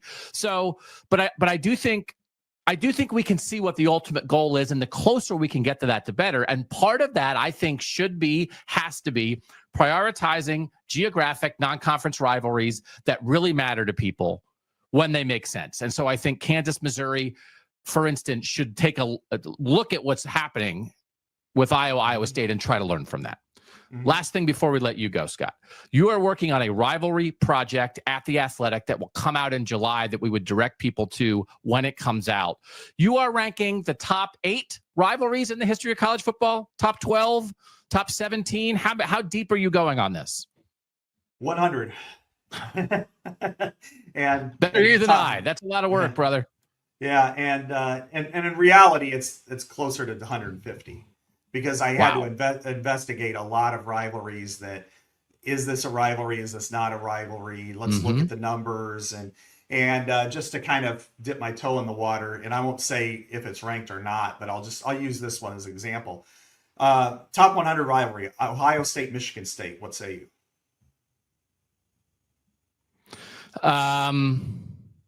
Probably no. But there was a time in like around 2013, 14, 15, when I would have said, well, that's like the biggest game on Ohio State's schedule, and they're going head to head like maniacs. Yeah, exactly. Well, and that's why I'm not going to say if it's ranked or not, but I'll tell you this, that because my head's been in this vortex for so long that I woke up in the middle of the night a couple of days ago going, did I have it ranked? Did I have it ranked high enough? Did I not have it ranked? Okay. You know, and I'm really kind of circling my brain on it because, and then, you know, just some of the numbers. Yes, when you start to look at when D'Antonio was there, and then after, especially after Urban got there, that was game of the year, both in the Legends of Leaders and in the East. There was a 6-year stretch there where I think they were 3-3, and 2 of the games were 17-16. Yeah. And the 2 losses in the Big Ten title game in 2013 and the 2015 regular season game are 2 of the most devastating losses in Ohio State history. And then, by the way, you throw in the Saban upset over John Cooper in 1998 into the Ohio State-Michigan State rivalry, and now I think you're talking me into, and I'm talking myself into, like, yeah, that probably is a top 100. But I'll also say this, that in the last 50 years, they played 38 times. Ohio State has 31 of those wins. Right. And their average margin of victory is 22 points. Okay. Yeah. Again, good luck to you. Yeah. So like that's what I'm dealing with all of these, with the, you know, the ones, you know, and then you start to go, well, okay, but what about Harvard, Yale? What about Lehigh Lafayette? What about Army, Navy? What about all these other, you know, the lower division ones? What about Mount Union and Wisconsin Whitewater, which met 9 times for the national championship in Division III? You know, so how do you figure those in? And then how do you figure in, like, it could be debatable. Does Ohio State really have beyond 2 any that are deserving? I mean, Illinois is historic. Is it good enough? A turtle, State, you look at you know, with even Iowa, Wisconsin. I mean, they played both of those games, and then Michigan State too. There have been 20 games where both teams were ranked in it. So so I've had to do a lot of investigating about and this is not just exclusive to the Big Ten. This is across the board. So it's been a lot of work, but it's been entertaining, and I'm sure everybody will take everything I write and say, "You're right, you're right, you're right, you're right." Great job, Scott. Yeah, familiarity, stakes, and competitiveness, I think, are the 3 most important parts probably in that rivalry stew. But but everybody has their own recipe. It's like, oh, everybody makes chili. It's like, yeah, but everybody makes it a different way. And so it's like, if people love chili, Scott, people love rivalries, but will they love your chili? That's the question. You know, I'll tell you that I have 11 bullet points that I've used to go through these. Okay. I mean, I've really tried, because I know I'm going to get bullets and I know I'm going to get shot, but I also want to make sure that I've got something to bounce off. Yes. I use these different aspects here. Proximity. I think that's really important. Prominence, competitiveness, moments, stakes, which can be intensity, frequency, relevance, history, longevity, and this one's a little newer, but trajectory. You know, is this a series that's kind of going up? You know, take Washington, Oregon. You know, I mean, they were a huge kind of underground rivalry. I think there were several that are in that category, like Iowa, Wisconsin, and I think Washington, Oregon, a few others that are like, are they really rivals? Oh yeah, they're really big rivals locally. But then all of a sudden you look at Washington, Oregon. I think that has the potential to be maybe the biggest series on the Pacific time zone. And last thing here, Scott, I will notice one of the things you didn't have on your list is being in the same conference, because that contributes to frequency. Yeah. But it is not a necessity, and the schools have within their power to control the frequency. And so I will be very curious when your list of 100 comes out, how many are currently in the same conference versus how many once upon a time were in the same conference. And if you're not in the same conference, are you prioritizing it in a way that keeps the rivalry alive? And I don't think that has to mean every year. I think a rivalry can live without being played every year. But I think you have to know that team's around the corner, and it's up to your athletic departments to prioritize these things. So there have to be, and I bet you have to be going through some of the top 100, Scott, that are currently dormant, that are one of the great 100 rivalries in college football that do not currently exist, but maybe can get restarted. And maybe your list, Scott, will change hearts and minds. We're putting it all on you. We'll see. I'll tell you this, that the most difficult ones were about 35 to 15, because when you're talking about conference rivalries. But then, as you said, I did put a kind of a check mark on whether it's a conference one. But as we know, as conferences grow, some of these rivalries do not compete every year anymore. Yes. And like take Ohio State, Penn State. After this year, I mean, that's the only opponent both teams have played every year since Penn State joined the league. After this year, it cycles off. Now, how relevant does that? Who knows? They could be playing in the Big Ten championship. This year, Right. next year, any year. You could play in the national championship. They could play 2 or 3 times this year. Yes. So I agree with you that the 1 year on, 1 year off, but I also think it adds to stakes. Whereas like Clemson, South Carolina, take that one. They play every year. It's huge to that area. One team, usually Clemson, is really good or potentially national championship. South Carolina has been good at spurts. But the stakes, it doesn't matter to their league. Clemson, it's the last game of the year, so they've already locked up their league schedules. So stakes probably go down a little bit. But then, you have, Kansas, Missouri.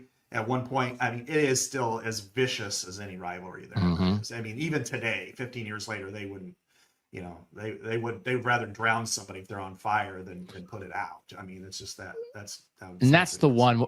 When I say college football should learn from Cyhawk, that's the one that I'm pointing at the most. It's like, I know they're doing it now. They got to get this thing back. They got to get this thing back. I think 6 out of 10, 8 out of 10, make it a priority, make it regular. And I think both programs would thrive if it would help both. And there's no reason not to. In a world where Missouri's in the SEC, like how much does Missouri have in common with its conference brethren? And how much, if Kansas is in a league with Arizona and Arizona State and West Virginia and Cincinnati, there are a lot of teams in its own conference that Kansas doesn't have anything in common with. But Kansas and Missouri have a ton in common. Prioritize it. Learn from Cyhawk. He's Absolutely. Scott Docterman. He's the rivalry expert. Please direct all your comments at him. All the praise you may direct at me. Scott, we love having you on. We will have you back soon. When that list comes out, we'll have you back on and we'll yell at you about all the work that you did and that we disagree on number 66 and 67. How dare you? How dare you? You can find your work at The Athletic, and we appreciate your time. Have a great summer, man. All right. Thanks, Doug.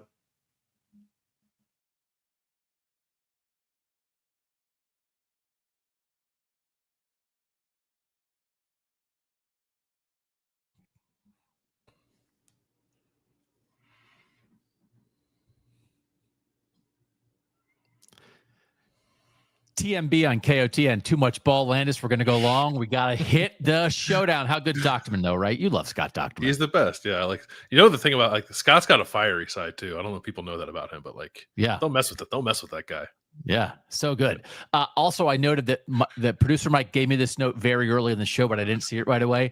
And he was telling me basically quit looking at yourself in the mirror and look in the actual camera. And I apologize. And then looking back, I was just staring into my own eyes. My bad. I didn't say anything because I thought it was hilarious. I was willing to let it go for the whole show. Mike prioritizes the show. You prioritize me being a ding dong. Yeah.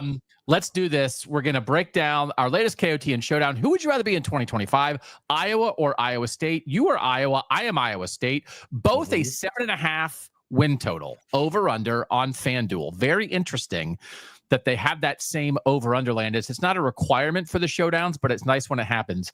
Iowa is 38-1 to win the Big Ten. They are the 6th favorite in the Big Ten. Iowa State is the 8th favorite in the Big 12, but they're only 11-1. So it's just like a little bit of a difference when you're in different conferences here. We'll be playing Cyhawk, obviously, this year. Again, that rivalry, Iowa leads Cyhawk 47-24. Since they restarted it in 77, Iowa is up 31-17. Iowa State's won 2 of the last 3. Iowa won 6 in a row before that. And, of course, a great 2019 comeback win by Iowa State last year. Kirk Ferentz lost his first 4 in Cyhawk, is 14-7 since then, 14-11 overall. We'll start with the quarterbacks. Iowa's got a new one. Iowa State's got an old one. What can you tell us about Mark Gronowski?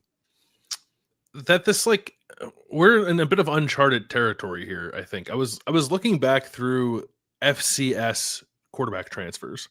And how many of them, looked at the last 4 cycles, so going back to the 2022 transfer class, 25, 24, 23, 22. there have only been 8 FCS transfer quarterbacks that have ranked among the top 50 overall quarterback transfers in their like sort of respective classes. And only 3 of them have been top 10, and like one of them doesn't count. So Gronowski's 10th this year in this year's transfer class. He's a 10th rated transfer quarterback from South Dakota State. 2-time FCS national champion, was 49-6 as a starter there.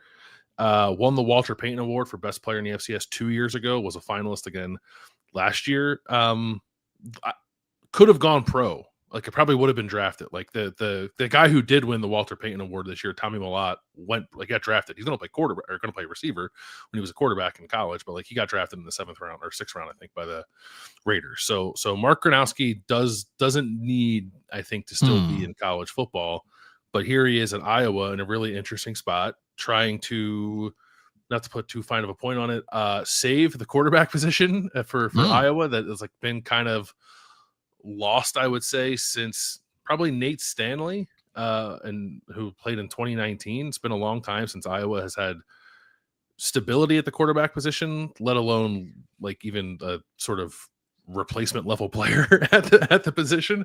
Yeah. And it's just a matter of like what can Mark Gronowski be for them.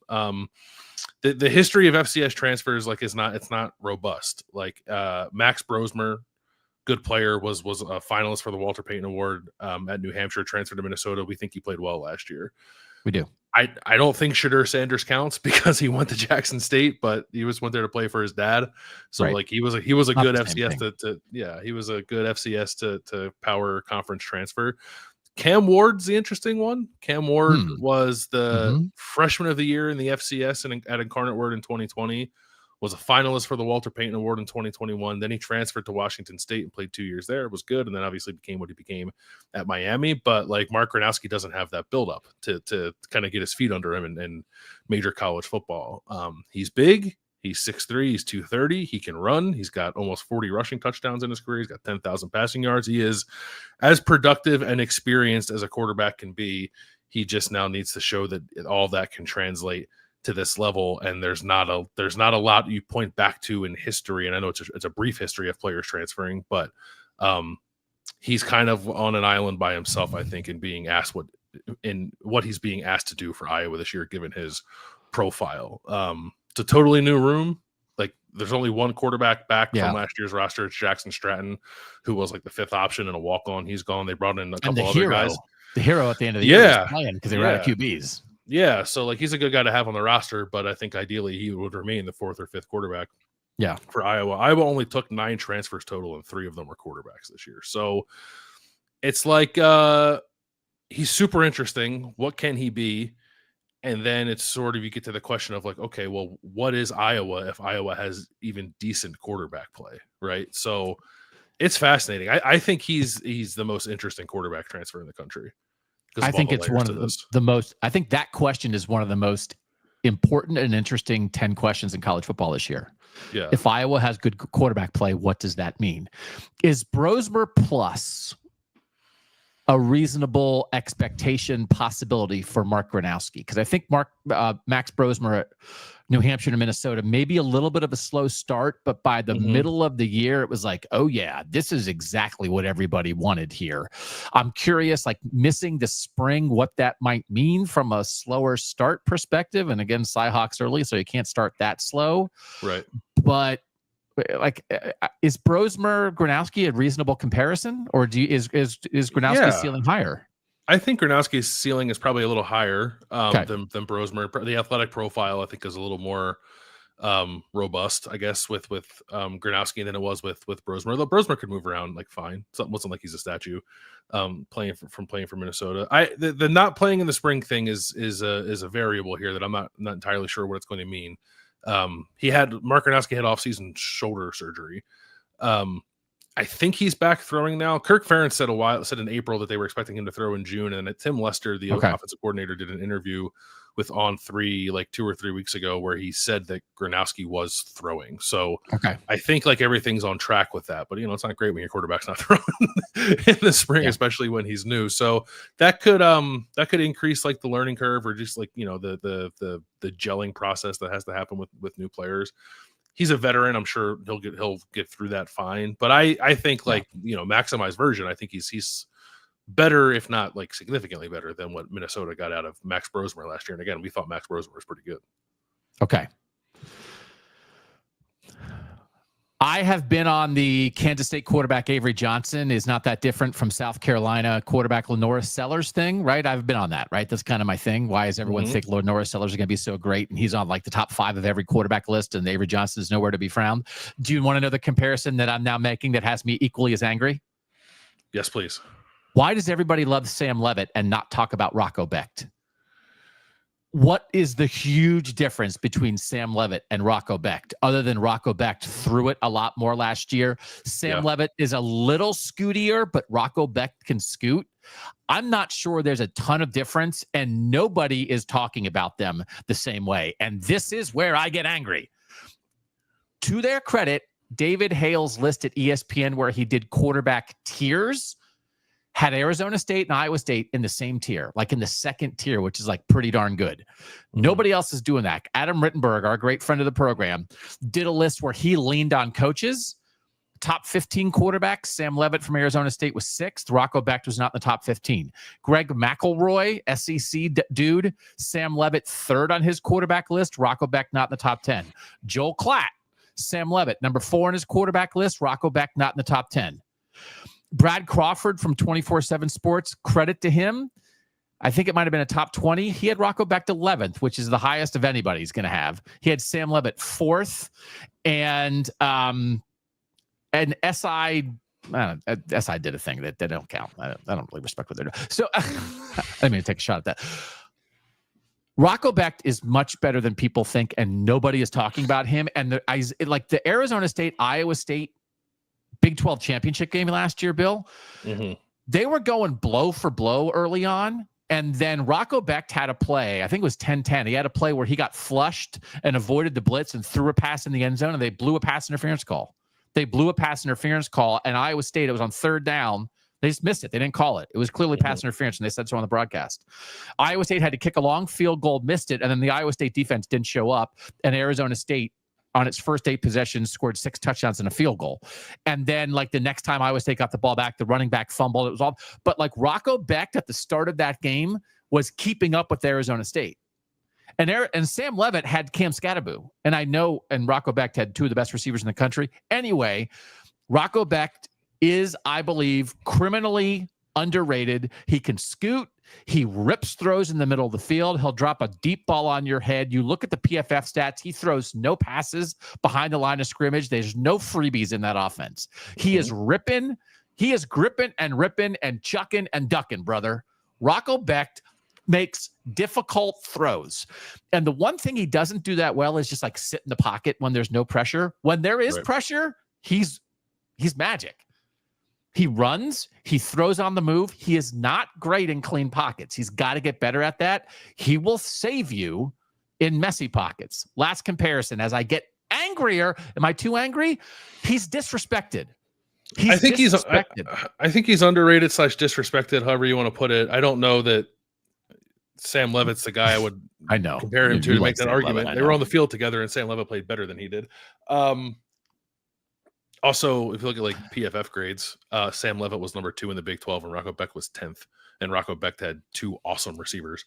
So I like Rocco Becht. I think he's fun. I think he's a little erratic at times. I want to see Sam Levitt without Cam Scatterbu. So like this is not a Sam Levitt also did it without his best receiver. He had like 1 good receiver last year, and then he didn't play in the playoff game or the Big 12 championship, and he was. I agree. Good. But they ran the ball in a way that you look at the stats, like Rocco Becht threw like 150 more passes than Sam Levitt. Like Rocco, he was the engine. Sam Levitt was not Arizona State's offensive engine last year. You can't. There's no argument about that. That is 100% factual. And Higgins, can I say this also? I'm angry. I'm overly angry because I think he's underrated, and I'm probably making him sound even better than he is. There's like a 25-minute highlight cut out there of Rocco Becht last year. Go watch that cut. Just put Rocco Becht 2024 highlights in on YouTube. Go watch that cut. Pop some popcorn. Get your favorite beverage. Put your feet up. and come back and tell me whose highlight film from 2024 you would rather watch. Now, there is a lot of Higgins and Noel. Yeah. There's a lot of Higgins and Noel in there being like, am I not sure they're both going to have 100 receptions in NFL rookies this year? You can get lost in the upside of the Iowa State passing game from last year. We talked about it in the preseason. We talked about it all year. I still think maybe we didn't talk about it enough. They were to the moon how good those three guys were at their best. Rocco Beck's underrated. Brock Purdy versus Rocco Beck, their first 2 years as starters. Brock Purdy, 14-8 as a starter in 22 games. Rocco Beck, 18-9 as a starter in 22 games. Brock Purdy, average game, his first 2 years as a starter, 21 of 32 for 283 yards. Rocco Beck, 19 of 30 for 245 yards. Brock Purdy, 66%. Rocco Beck, 61%. Brock Purdy, 43 touchdowns, 16 picks. Rocco Beck, 48 touchdowns, 17 picks. Brock Purdy's like a little bit better. Brock Purdy also is the greatest quarterback in Iowa State history and just got a $1 billion contract in the NFL. So if Rocco Beck's like 85% of Brock Purdy, that's awesome. When we did our perfect quarterback show, I said Brock Purdy better watch his back because Rocco Beck's coming for him. I know I love you. Yeah. You know I love you, brother.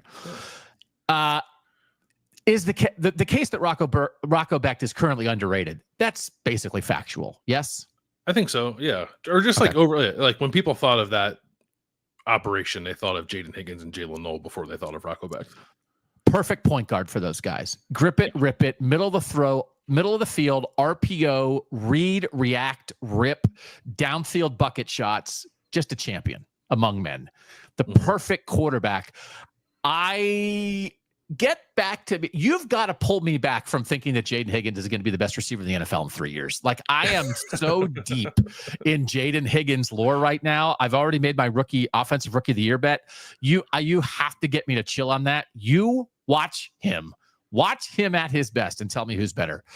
Mark Radowski or Rocco Beck? Who are we taking in this quarterback showdown? I'd go Beck only because like we've seen the flashes of what it can be, and like I'm super interested in Gronowski, but without seeing it, plus I'm coming off the injury, and what's around plus him. I just got mad that Rocco Beck is not being viewed as one of the three best quarterbacks in college football, and so to come in here and be like, but he's no Mark Gronowski, I don't think we can do that. We'll take Iowa State. Skill for Iowa. What do you got? Big shoes to fill, would you say, with trying to replace Caleb Johnson at running back, who was responsible. This was fun to look up. Caleb Johnson, Iowa's running back last year, was responsible for 36% of Iowa's total offensive yards and 53% of Iowa's touchdowns. He's one man. And special season out of Caleb Johnson. That said, I actually think Iowa's okay at running back. Kamari Moulton, redshirt sophomore, I think he's ready. Not the same workload as Caleb Johnson last year, but this was interesting to me. I like trying to find stats that can boost my arguments and ignore the ones that don't. Of the 101 power conference running backs who had at least 80 carries last year, like 80 is like you're kind of expanding the field a lot. But of the 101 who had at least 80 carries last year, Johnson was fourth. Caleb Johnson was fourth in breakaway yards percentage, which is like percentage of yards that come on plays that are 15 yards. Like, are you a home run hitter, basically? Caleb Johnson was fourth. Kamari Moulton was 21st out of 101 power conference backs. That was third best in the Big Ten behind Caleb Johnson and Travion Henderson. I just like, had he gotten the ball more last year, I think we would have thought even more highly of Kamari Moulton coming in this year. I just think he's ready to kind of step into those shoes. He's not as big as Caleb Johnson, but you watch him, he's got good contact balance. He's probably more sudden than Caleb Johnson is. And he had to play in some big spots last year. He like carried the ball in the bowl game against Missouri, had 96 yards and a touchdown. He had a 100-yard game against Maryland. I think he's ready for it. Jayzian Patterson is like the number 2 back. He played a little bit last year too. I think they got 2 guys who can be starting caliber running backs at Iowa. Quickly, tight end Addison Estrenga has been there for a while, but kind of always been the second fiddle. He'll be tight end 1 now that Luke Lachey is gone. I think he's solid. I think he's a good Big Ten tight end. I think Iowa's okay there, as it typically is. Receiver is the question mark, as it has been for quite some time for Iowa. Interestingly, Iowa returns all but 1 reception from its receivers last year.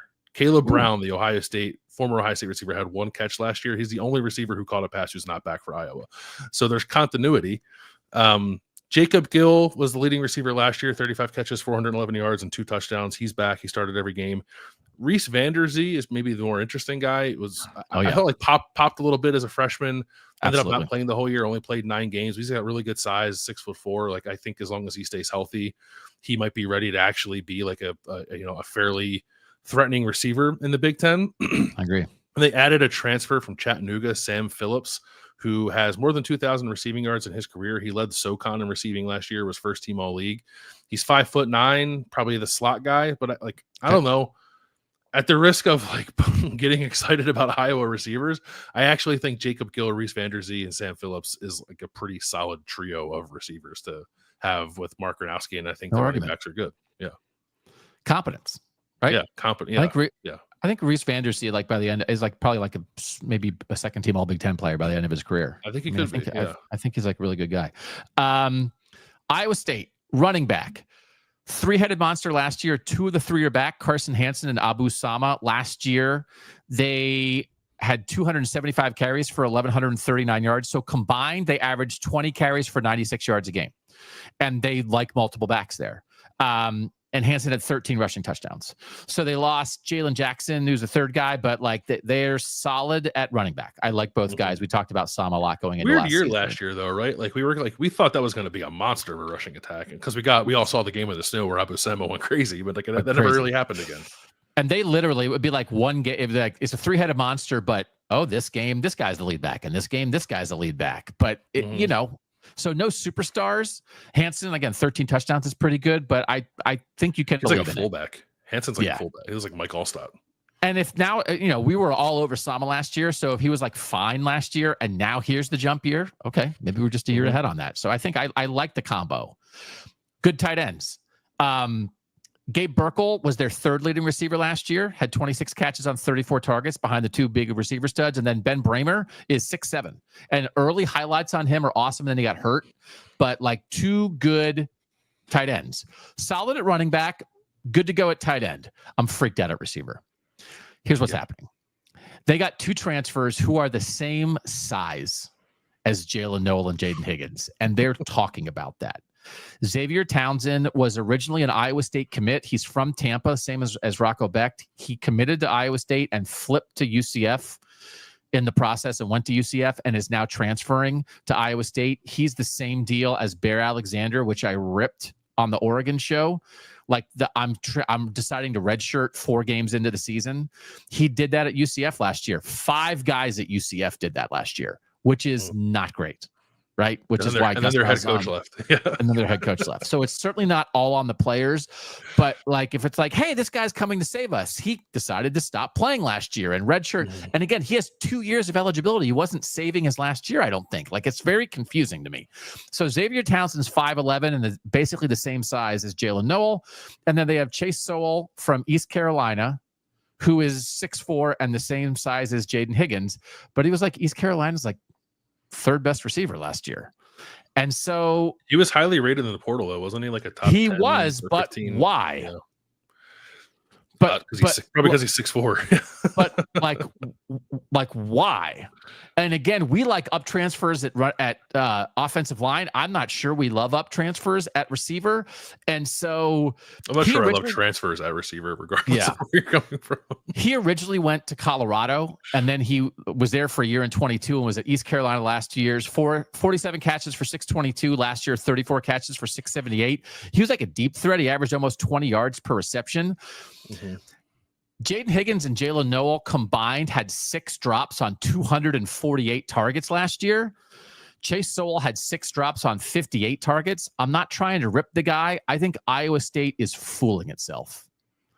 And that they are talking like, hey, like they have it's like they have the stunt doubles for Jaden Higgins and Jalen Noel, and now they're going to ask them to be leading men. And I am very concerned about it. And then otherwise, you look back at like the last 3 years of Iowa State receiving, and I went through all of this. I won't go through all of it now.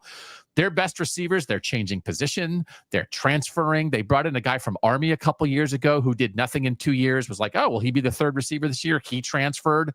Like they added the 2 transfers because their receiver development fell off a cliff, and they have nobody on the roster to take over for those two gigantic studs. So they brought in transfers who look like them. And it's like, okay. I do like the idea of firing up the transfer portal and just control effing searching for the heights of the guys who just left. So like they both said that they both put on weight since they got there because they actually were both a little light. So I think they are putting on the weight to exactly match the weights of Jalen Noel and Jaden Higgins. Jaden Higgins and Jalen Noel were awesome. They are even better than you realized. Mm-hmm. And this drop off, I fear, is going to be gigantic. Yes. Xavier Townsend, the guy from UCF, people said he had a good spring. People said he had a good spring. There is too much hype around Chase Sowell, and I am happy to be wrong. There is too much hype around this stuff. And so I think it is going to be potentially a very, very real problem for Iowa State. And it is the number one reason. There are two reasons I'm not as high on Iowa State as a lot of people are. This is reason number one. Yeah, which I think is totally fair. And I actually can't believe that we're at this point where like I like Iowa's skill more. I think it's close, but I would lean Iowa because I don't think Iowa's fooling themselves. I don't think Iowa's fooling themselves. And also, like, you can look at the numbers from Iowa's like receivers in particular last year. Gill and Vandersee were the only guys who had double-digit catches. They didn't have a quarterback. They haven't had a quarterback in 4 years. Right. So it's like it's not to like leave everything off of the receivers and the receiver development, but like they had a terrible offensive coordinator and no quarterback, and like now it seems like they have a quarterback and at least an offensive coordinator whose head's not up his butt. So who's to say they can't make those receivers who weren't hyper productive last year a little bit better? Yeah. So I don't know. I don't want to be dismissive of some of the guys. Brett Eskeldson is a younger guy that some people like. Dominic Overby is a young guy that people have mentioned. Eli Green, but I just don't know. So we actually will lean Iowa here, which kind of tells you all you need to tell. And by the way, if Reese Vandersee had transferred to Iowa State, they'd be like, forget about Jaden Higgins and Jalen Noel. Reese Vandersee is here, and it would be more legitimate. I mean, it really would be more legitimate. Yeah. He's the same height as Jaden Higgins. Yeah. Yeah. So like I'm almost the same height as Jaden Higgins. Do you want to recruit me? No. I have soft hands and a softer body. But like if you put me on the roster sheet, you could say Doug Lesmerises, he's not that different from Jaden Higgins, except I am different in every way that matters. That's right. Offensive line. We have to control ourselves here because we are in a TMB KOTN situation. Too much ball. Sure. Iowa offensive line. I know in your heart and in your soul, you wish we had 25 minutes for this, and they probably deserve it because they have some dudes. Yeah. But we know they're going to be good. They're going to be very good. Yeah. I was actually Pro Football Focus did like a ranking of position groups and had Iowa as the 6th best returning offensive line in all of college football. There you go. Jennings Dunker at right tackle and Logan Jones at center are both legitimate All-American candidates. And then there's a third starter back in left guard, Bo Stevens. So I have to figure out right guard and right tackle, but I think right guard is basically figured out. Digging into some stats to prove my point. Cade Pieper last year, redshirt sophomore, played in 11 games. I'm not entirely sure what to make of this because if this is extrapolated, then he's the best offensive lineman in the country. There were 1,007 FBS offensive linemen who played at least 100 snaps last year. Cade Pieper had the highest overall grade, the highest run blocking grade, and the 37th best pass blocking grade. So is he Larry Allen? I'm not sure. I guess we'll find out this year. But he should be the right guard. And then they're figuring out left tackle. Jack Dotzler, 4th-year guy who's not played a lot. Trevor Lauk, a 3rd-year guy who's not played a lot. And then Bryce George is the interesting one. Transfer from Ferris State, made 38 starts there, was a Division II All-American national champion, actually 3-time national champion. I guess the only question is, like, can he actually play tackle in the FBS and like in power conference football? I guess there's a chance perhaps that he's a guard, and then I guess maybe he'll battle with Cade Pieper for that left guard spot or the right guard spot, excuse me. But I'm thinking he'll play tackle, and it'll be interesting to watch if he's good. But like they're beyond solid at 2 of the spots and have 3 returning starters, and it seems like the young guy they have coming up to take over the guard spot is pretty good, and then they're just figuring out 1 tackle spot. But I think this is going to be a very good offensive line. Iowa State lost their 2 best guys. They lost Jalen Travis, who was a 1-year transfer at left tackle last year from Princeton, was the ideal up transfer. This is how it works. Got drafted. He was great. And they lost Jared Hufford, who was a 4-year starter at center. They have 3 other starters back, but this is a little bit, I think, of Iowa State fooling itself. Maybe the left tackle is going to be the guy who was the left tackle in 2023. And then they were the starter, James Neal. And they were kind of like, you know what we're going to do? Let's go in the portal and get a left tackle. And then he was a backup last year. And now they're like, we're good. We'll put him back in. And it's like, well, where's your left tackle in the portal this year? Like, what are you doing? And Tyler Miller's back at right tackle, 4th-year starter there. Brandon Black, 3rd-year starter at right guard. The bad news is Tyler Miller, among Power 4 tackles last year, was 155 out of 174 in the Power 4 and gave up the 5th most pressures among any Power 4 tackles. And then at left guard, they had a guy who got hurt, and the guy who replaced him came in. So both those guys are back, and one of them might slide to center. And they lost these 2 brothers in the transfer portal who left after spring. I think the Helton brothers, is that right? And so Wade and Brent Helton were probably going to be in the mix, at least for depth. I think they were only at Iowa State 1 year. They're both from California. They both transferred to Arizona State. And so they had Dylan Barrett, who started about half the time at left guard last year, who had been a Wisconsin transfer. They got his brother, Austin Barrett, as a transfer from Indiana. He was a 1-year backup at Indiana. He might work in at left tackle. So they replaced the brothers with brothers. Jalen Travis was like all the things that fit last year at Iowa State. Just they're jamming. They're just why don't these pieces fit anymore? And it makes me very worried. So Iowa wins the offensive line. Yeah. The guys they have back, they lost their clearly 2 best guys, and the solutions to replace them, I am certainly not certain about. And I'm not even necessarily sure that you'd be certain about the guys who are returning. Yeah, no, it's Iowa by a mile, I think, in this particular comparison. Defensive front 7 for the Hawkeyes.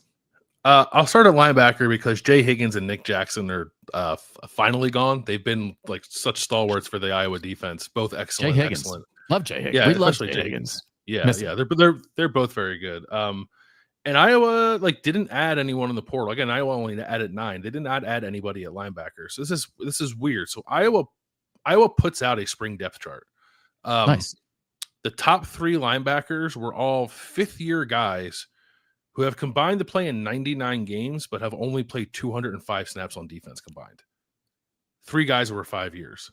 They just been special teams guys, and one of them's a former walk-on. And I'm sure they're great program guys, but I don't know about Iowa at linebacker unless there's some younger guys who are ready to step up. Well, I should say it seems like Jaden Harrell is going to be the new middle linebacker, and people are, I think, confident that he'll be able to do it. He's one of the 5th-year guys. He's only played 119 snaps on defense. Iowa signed 2 4-star linebackers in the 2024 recruiting class, Derek Weisskopf and Cam Buffington. But Iowa's also not a program that plays young guys over older guys. I think they're going to roll with these very old, sort of inexperienced when it comes to playing at least defensive snaps guys at linebacker. And I'm kind of interested to see what that looks like. On the defensive line, Aaron Graves is back at defensive tackle. He's a very good Big Ten defensive tackle.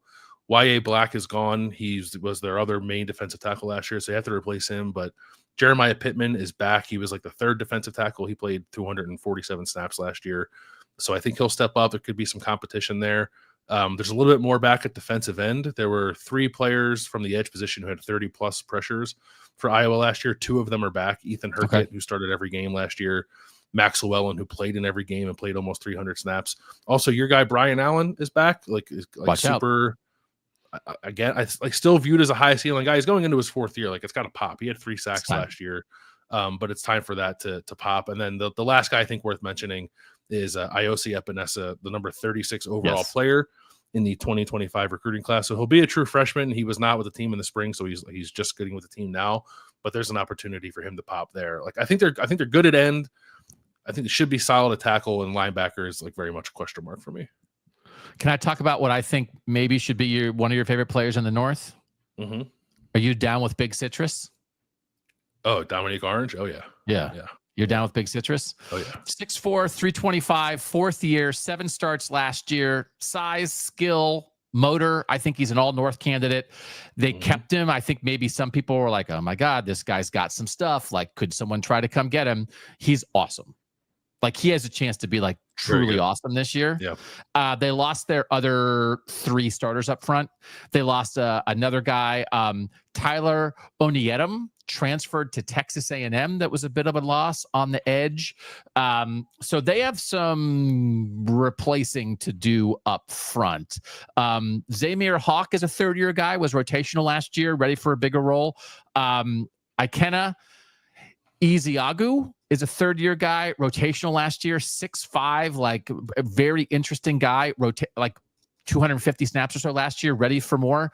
So they have some guys on the come up there. And then Vontroy Malone is a transfer from Tulsa, but he was like Tulsa's 3rd best edge guy last year. Now he's coming to start at Iowa State, which again is like, I get it. He played 400 snaps at Tulsa, but there were 2 edge guys who played more snaps and had more production. And so it's just one of those things where you're getting East Carolina's 3rd best receiver and Tulsa's 3rd best edge guy, and they're coming to start at an 11-win program. It just, I like the up transfers, but it's not like superstar up transfers. So Orange is a stud. They should be probably okay, but they did lose a lot of production up front. And then the linebacker injuries at Iowa State last year were one of the biggest stories in the North. They had 8 different guys start at linebacker. Caleb Bacon, people who thought was maybe going to have a breakout year as like a Northern Star last year, got hurt for the season on his 6th snap of the year. He played the first defensive series, played special teams, and got hurt and was done on special teams. So like to lose Caleb Bacon for that is like a gigantic thing. And then he's back. So that's a huge deal. Cooper Elib started every game, but they had 8 other guys start because they kept having guys get hurt. The guys who were 2nd and 3rd in snaps for them last year, Jacob Ellis and Jack Sadowski, both transferred. Sadowski transferred to Northwestern after the spring. I think that's proof that like, hey, we have like other guys who are getting healthy, who are going to be back. So Will McLaughlin's, he missed a bunch of games last year with a back injury. He started 4. He's back. Rylan Barnes started 4 games. He's back. Cale Brazina started 7 games. He's back. Bo Goodwin started 2 games. He's back. And as I said, Cooper Elib started 14 games. He's back, plus Bacon. This is one of those where like all the injuries, they found a way. Like it's one of the credit. They had an awesome secondary and awesome receivers last year. They had the worst luck in the country at linebacker, and they did not let them derail them. They have a chance to be, I think, really good at linebacker this year. And Bacon, back healthy again, is back on the star watch. So decent up front, really good at linebacker. I think I like Iowa State's defensive front 7. Yeah, I don't mind it. I think I'd maybe lean Iowa State a little more here. I think Iowa State should be feeling much better about linebacker. And Dom Orange is probably the best individual player we're talking about here. Okay. So it's like Iowa's defensive front. It's going to be fine, I think, just like based on track record. But I might lean Iowa State a little bit, Okay. Secondary for Iowa. We'll take the Cyclones there. Yeah. I'll start at corner. Jamari Harris is gone. Pretty good player. Have to replace him. Deshaun Lee is back. He started 9 games last year. TJ Hall is back. He started 7 games last year. Of those 2, it seems like Hall is going to be more solidified as a starter. I think Lee might have to battle it out with a transfer that Iowa brought in, Shaheed Barrows from South Dakota, who started at South Dakota the last 2 years, was really good 2 years ago. Good size at 6'1". And then there's a younger guy there too, Jalen Watson, who's a true sophomore who played in 10 games as a true freshman last year. He's had a good spring, so he can make a move too. So like a pretty good talent in Harris to replace, but there's a couple options there for Iowa. I think they could be okay at cornerback. Safety, also replacing important guys. Quinn Schulte is gone. Sebastian Castro is gone. Just 2, again, like stalwart, really strong players on Iowa's defense. Xavier Wampa is moving from strong safety to free safety. He's been a starting strong safety for the last 2 years. Phil Parker, the defensive coordinator, said he thinks that Wampa is more comfortable playing free safety, and he sort of said the same thing. The player, like he played that more in high school when he was a 5-star prospect, one of the best safety prospects in the country. He's been good. I think there's another level for him to get to. I'm interested to see if moving to more of a center field role might bring that out of him. Cohen Entringer will be the strong safety when they're like in the base defense. It might move the nickel when they're playing 4-2-5. They'll do a mix of both. And then Zach Lutmer would be the third guy at safety. He's also played a decent amount. So like Entringer and Lutmer are the 2 guys that are stepping up to like be starters kind of for the first time, at least full time. But they have some experience in the defense at least. And I think Wampa's got a chance to be maybe one of the better safeties in the country, moving to free safety now. So I think it's it's decent. Maybe you'd want corner to have a little bit more in terms of like known production, but sort of the story with Iowa's defense. They had so many guys back last year, and now they're kind of like paying the bill to replace some of that. Okay. This is getting interesting. We are like edging toward a world where like we want Iowa's offense and Iowa State's defense. That's what we're doing here. Which is kind of crazy. Yeah. I think Iowa State had 5 pretty special guys in the secondary last year, and 3 of them are gone. Darian Porter at corner killed it at the combine, 3rd-round draft pick. Great player. Bo Freiler was their heartbeat at safety. Ton of snaps, 2-year captain. He's gone. And then Malik Verdon also was a really good player. They're all gone. Back, Jontez Williams, awesome last year. 2nd team all Big 12, 5'11" corner. Of 279 power conference cornerbacks who played the minimum number of snaps to meet the threshold, he had the 4th best reception rate, which is he only allowed 37.2% of the targets at him to be caught. Interestingly, maybe not interestingly, Darian Porter, who is gone, was a 3rd-round pick, was 1st. But Jontez Williams was 4th. He had an excellent year. And then Jeremiah Cooper is back as a 4th-year starter. He was 1st team all Big 12 in 2023 when he had 5 picks and like a bunch of high-profile plays. He's also a playmaker. So Williams and Cooper are great. Cooper's like the nickel corner. So, and then at safety, they have like 2 guys who were backups last year who were 3rd-year guys who were played a good amount of snaps and are ready to start probably, Tayshaun James and Jamison Patton. And then they got Trey Bell, who's a 6'3" corner, up transfer from Lindenwood.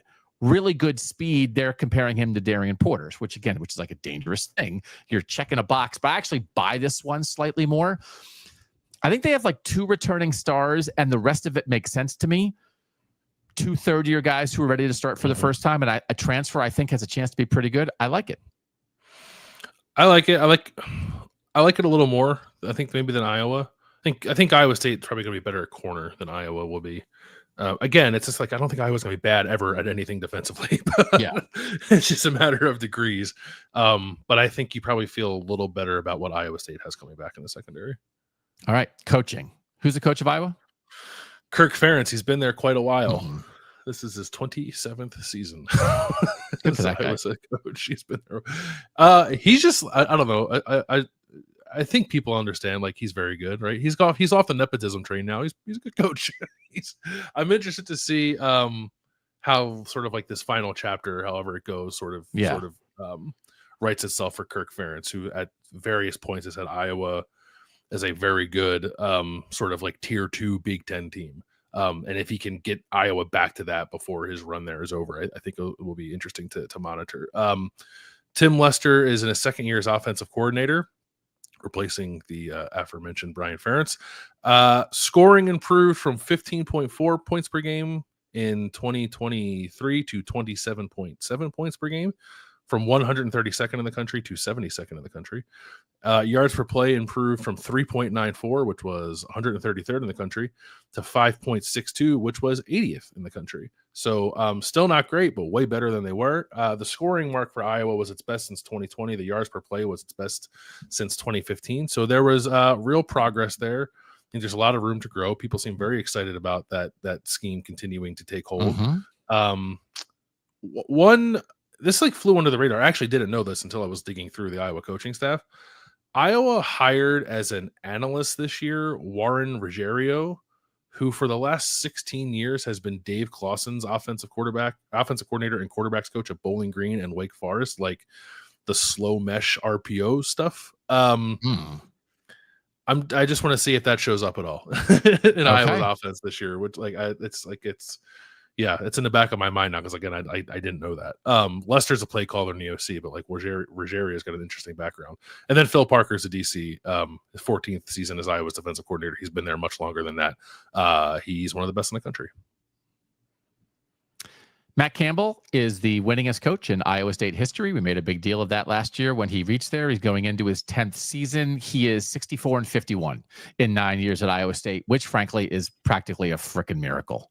Matt Campbell is excellent at his job, and he had 9-3 9-win seasons at Toledo that got him the Iowa State job.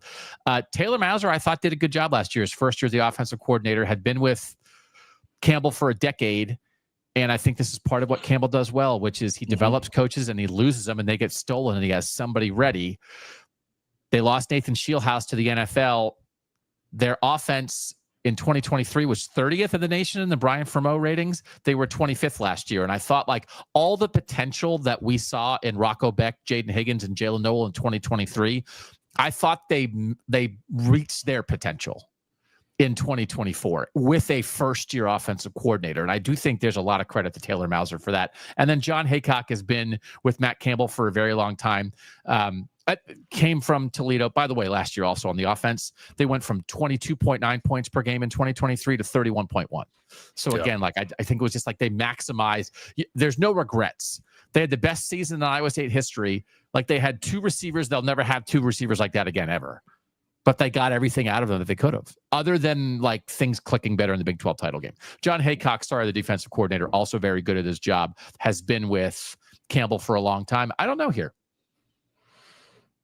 Yeah, I like the shine is off of Kirk Ferentz a little bit, I think, right? Because of how the last couple of years have gone, especially offensively. And Matt Campbell is I think pointed upward, right?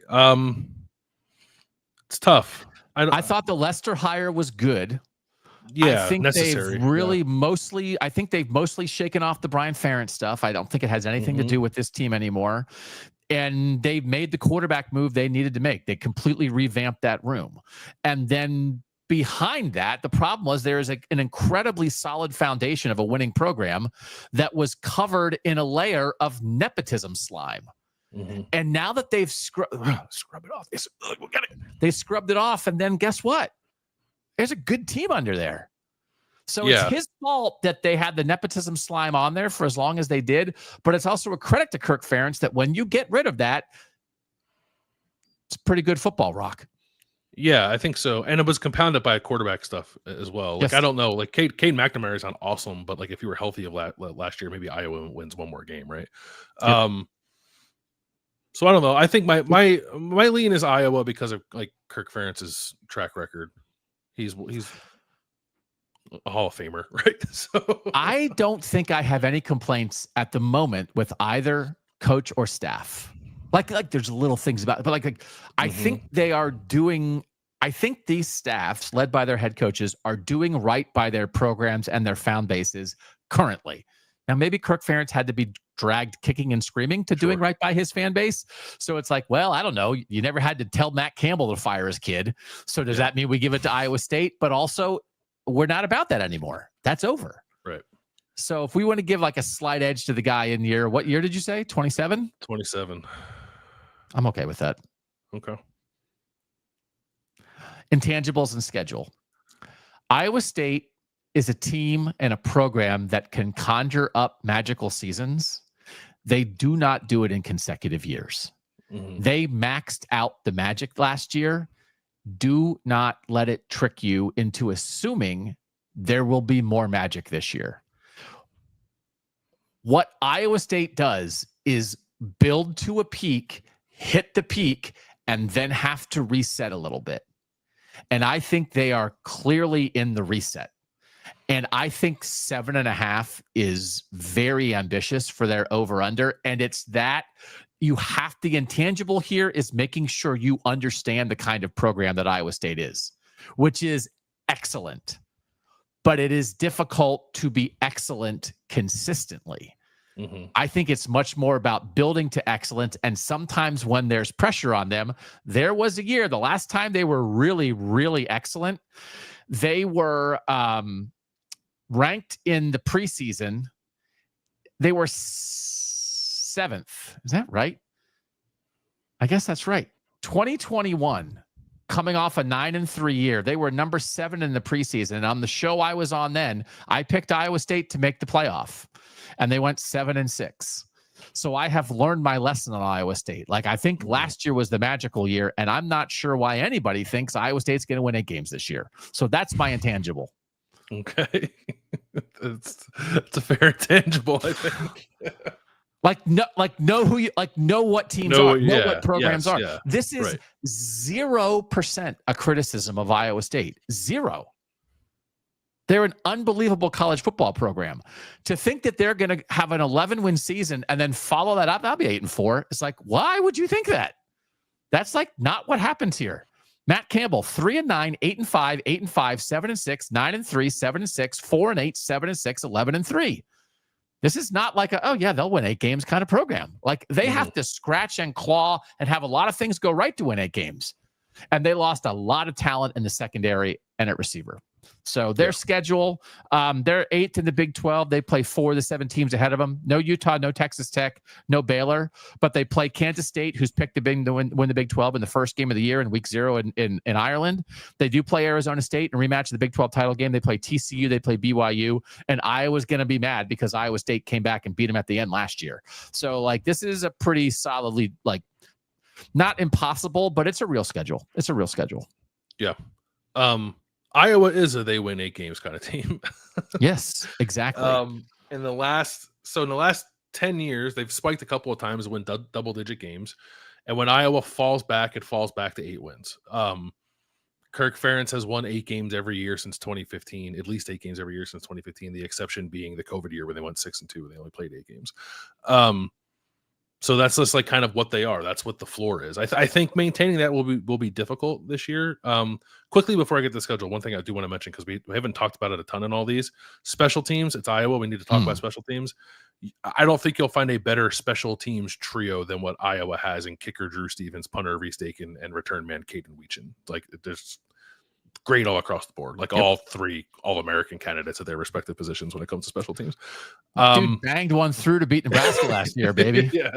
Yeah. Nailed it. I don't know. So I think if Mark Gronowski comes to Iowa and he's like rocking and rolling and ready to go, I think Iowa can push for 10 wins and push for maybe like being in that playoff conversation. Even if they're not quite that, they will have a role to play, I think, in the Big Ten title race because Oregon, Penn State, and Indiana all come to Kinnick this year. There's a tough game for Iowa, but that's also a tough place to win on the road if you're one of those 3 teams. Those are 3 teams, the 3 teams from the playoff last year that Iowa does play. So that's tough. Like strength of schedule wise, it's number 22 according to SP Plus. Like it's a tough slate. But I think Iowa can navigate it if it gets good quarterback play out of Mark Gronowski. Road games at Iowa State, at Wisconsin, at USC, and at Nebraska. Like there's no gimmies there. Albany and UMass are. Maybe at Rutgers is, and then it's Minnesota and Michigan State to round out the schedule. Like it's not. There are a lot of coin flips in there. There are a lot of games I can kind of see going either way. I'm not trying to say that getting to 8 wins, which Iowa typically does, is going to be easy. It's just a little. I guess it is easy to maybe like bank on that track record, but this will be I think a real test of Kirk Ferentz's ability to get his team to play at least at that level. So I think it's a pretty tough schedule, but I think Iowa's ceiling could be somewhere in the neighborhood of like 9-10 wins against that schedule. The other thing that I wanted to mention with Iowa State, I'm on alert a little bit of what happened with Minnesota with their two great NFL receivers in 2019. Both Tyler Johnson and Rashad Bateman were 1,000-yard guys. Johnson went to the NFL the next year, and then Bateman was still around, but it was the COVID year, and he didn't play every game. And Tanner Morgan was still the quarterback, but Minnesota went from 11-2 to 3-4, and it just wasn't the same. And I think Rocco Becht is better than Tanner Morgan, but it's difficult for programs like that when you have 2 extraordinary receivers and then that's not there anymore. Right. So that is, I don't think 3-4 is what I'm expecting from Iowa State, but it's just, I think it is, we have to be realistic here. And then give me Rocco Becht as a 4th-year starter in 2026 with maybe them maybe they've developed some receivers by then, or they really get a dude in the portal. Like, let's go. I don't know that it's going to be there. So in 2025 would rather be Iowa. I would rather be Iowa. Yeah. I don't think it's, like I said, I don't think it's an easy schedule. But some of the intangibles and what did the roster breakdown end up being position wise? So we went, so it's 4-3 Iowa. Iowa gets skill position, offensive line, coaching, and intangibles. Iowa State gets quarterback, defensive front 7, and secondary. Yeah. So we gave both parts of the defense to Iowa State, but again, there's a baseline of competence that always is going to exist at Iowa with the players that they have, the development they have, and Phil Parker calling the shots. Yeah, and I think the projection you're doing at the quarterback position for Iowa, I find a little more comfortable than the projection you're trying to do at the skill position with Iowa State. I agree. Yeah, okay. So I'd rather be Iowa. Yeah. It's a TMB KOTN day. We apologize for going long. We just don't know what to do. We think perhaps there's no answer. There's just no answer to this. We can't short shrift these teams when we're talking about them. We are taking Iowa. We are going to take a break on showdowns on Wednesday, but we are going to continue rivalry week on Wednesday with 10 new rivalries that we would like to see. And then we plan to get to your questions and comments. So if you want to send something to askkotn@gmail.com, Wednesday will be what you're watching, what you're eating, what you're thinking. 10 new rivalries we'd like to see that we didn't get to a week earlier. And you guys, your thoughts, your comments, your questions. We want to make sure that we keep including you in part of the show. There's just too much ball, Landis. We love it, but we understand it's a big ask sometimes with these long shows, but we hope you guys are enjoying it. Yeah. Sorry for talking too much ball. Yeah. Thanks as always to our great producer, Mike Urostowski, who makes us look good and sound good. Thanks to my daughter for letting me use her makeup desk. Buddy, did a great show today, by the way. I'm looking at you, kid. Yeah. So I probably need to go talk to a therapist after today, after staring at myself for 2 hours and 15 minutes. For now, we appreciate everybody who is here live in the YouTube chat. If you're listening back in a podcast, watching back on YouTube, he is Bill Landis. I am Doug Lesmerises, and that was Kings of the North.